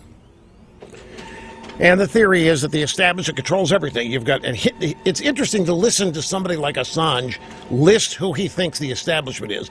The number one membership in the establishment was arms manufacturers, and then arms dealers, and then banks, and then unions. And he went down the list, and he pretty much nailed it. And it's if you look at things that way, if the establishment is that all powerful, and if they do represent the most powerful interests of every important political realm, then it's a logical question to ask, how in the world would they allow Trump to win? But the fact is, and we're seeing the evidence play out on TV, they know they actually don't control that. There is palpable fear today on the side of the establishment over this outcome tomorrow. Do you know that there is even a group that is planning on publicizing exit polls all during the day tomorrow, starting at 8 a.m.? Now, why would anybody want to do that? Why would anybody want to start broadcasting exit poll data? I mean, the traditional release times for exit polling data, the ones that really have any substance, are 2 p.m. and 5 p.m. There may be at 11 a.m. to 12 noon. These are Eastern times. But the 2 p.m. and 5 p.m. exit poll waves are the ones that people look at, and they have been dramatically wrong in recent elections. Not 2012, but they were dramatically wrong in 2004. So they have been. So there's a group planning on doing that. Here's the UK Daily Mail. That sinking feeling. Clinton has lost her lock on the 270 Electoral College votes needed for victory as Ohio, Utah, and part of Maine move to Trump. And there's a lot of concurrence with this theory that Hillary has lost her lock on 270 electoral votes. Kellyanne Conway's out there saying, we have 6 different ways that we, the Trumpsters, can get to 270. Hillary Clinton has dropped below the threshold of 270 electoral college votes needed to win the presidency. This according to CNN as well. Battleground states Ohio and Utah have shifted towards Trump, as has the 2nd Congressional District of Maine. New Hampshire has inched away from leaning Democrat, now classified as a battleground. Now, they say that Clinton can now rely on 268 electoral votes. Trump can rely on 204. Nate Silver is out there. You know, he's the gospel to people on the left, and he's getting into knockdown, drag-out fights with millennial I keep saying things that remind me of other things I want to say that end up being interruptions and distractions. He's in a knockdown drag-out with a millennial reporter at the Huffington Puffington Post. And this millennial reporter at the Huffington Puffington Post is a classic example of modern-day millennials who have come out of the American public education system and higher education, just don't know anything. Did you hear... I think it was another Huffington Puffington Post writer or some similar organization was watching the World Series. And they tweeted that somebody was showing the KKK sign in the World Series.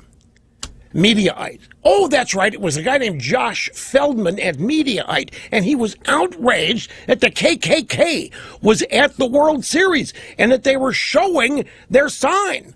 And that nobody was mad about it. Everybody was applauding, and he was beside himself. And somebody had taken him aside. Hey, Josh, old buddy, old pal, you may want to go talk to the guys of the Harvard soccer team and get the lowdown on what is here, because a strikeout in baseball is represented by a K. And as a pitcher gets a strikeout, fans put up another K, another sign with a K on it. And at the time, the pitcher had 3 strikeouts. So there were 3 Ks up there. He had no clue. A guy had no clue about how baseball, the former and close to being national pastime, operates. A product of the American educational system, and clueless. And not only clueless about that,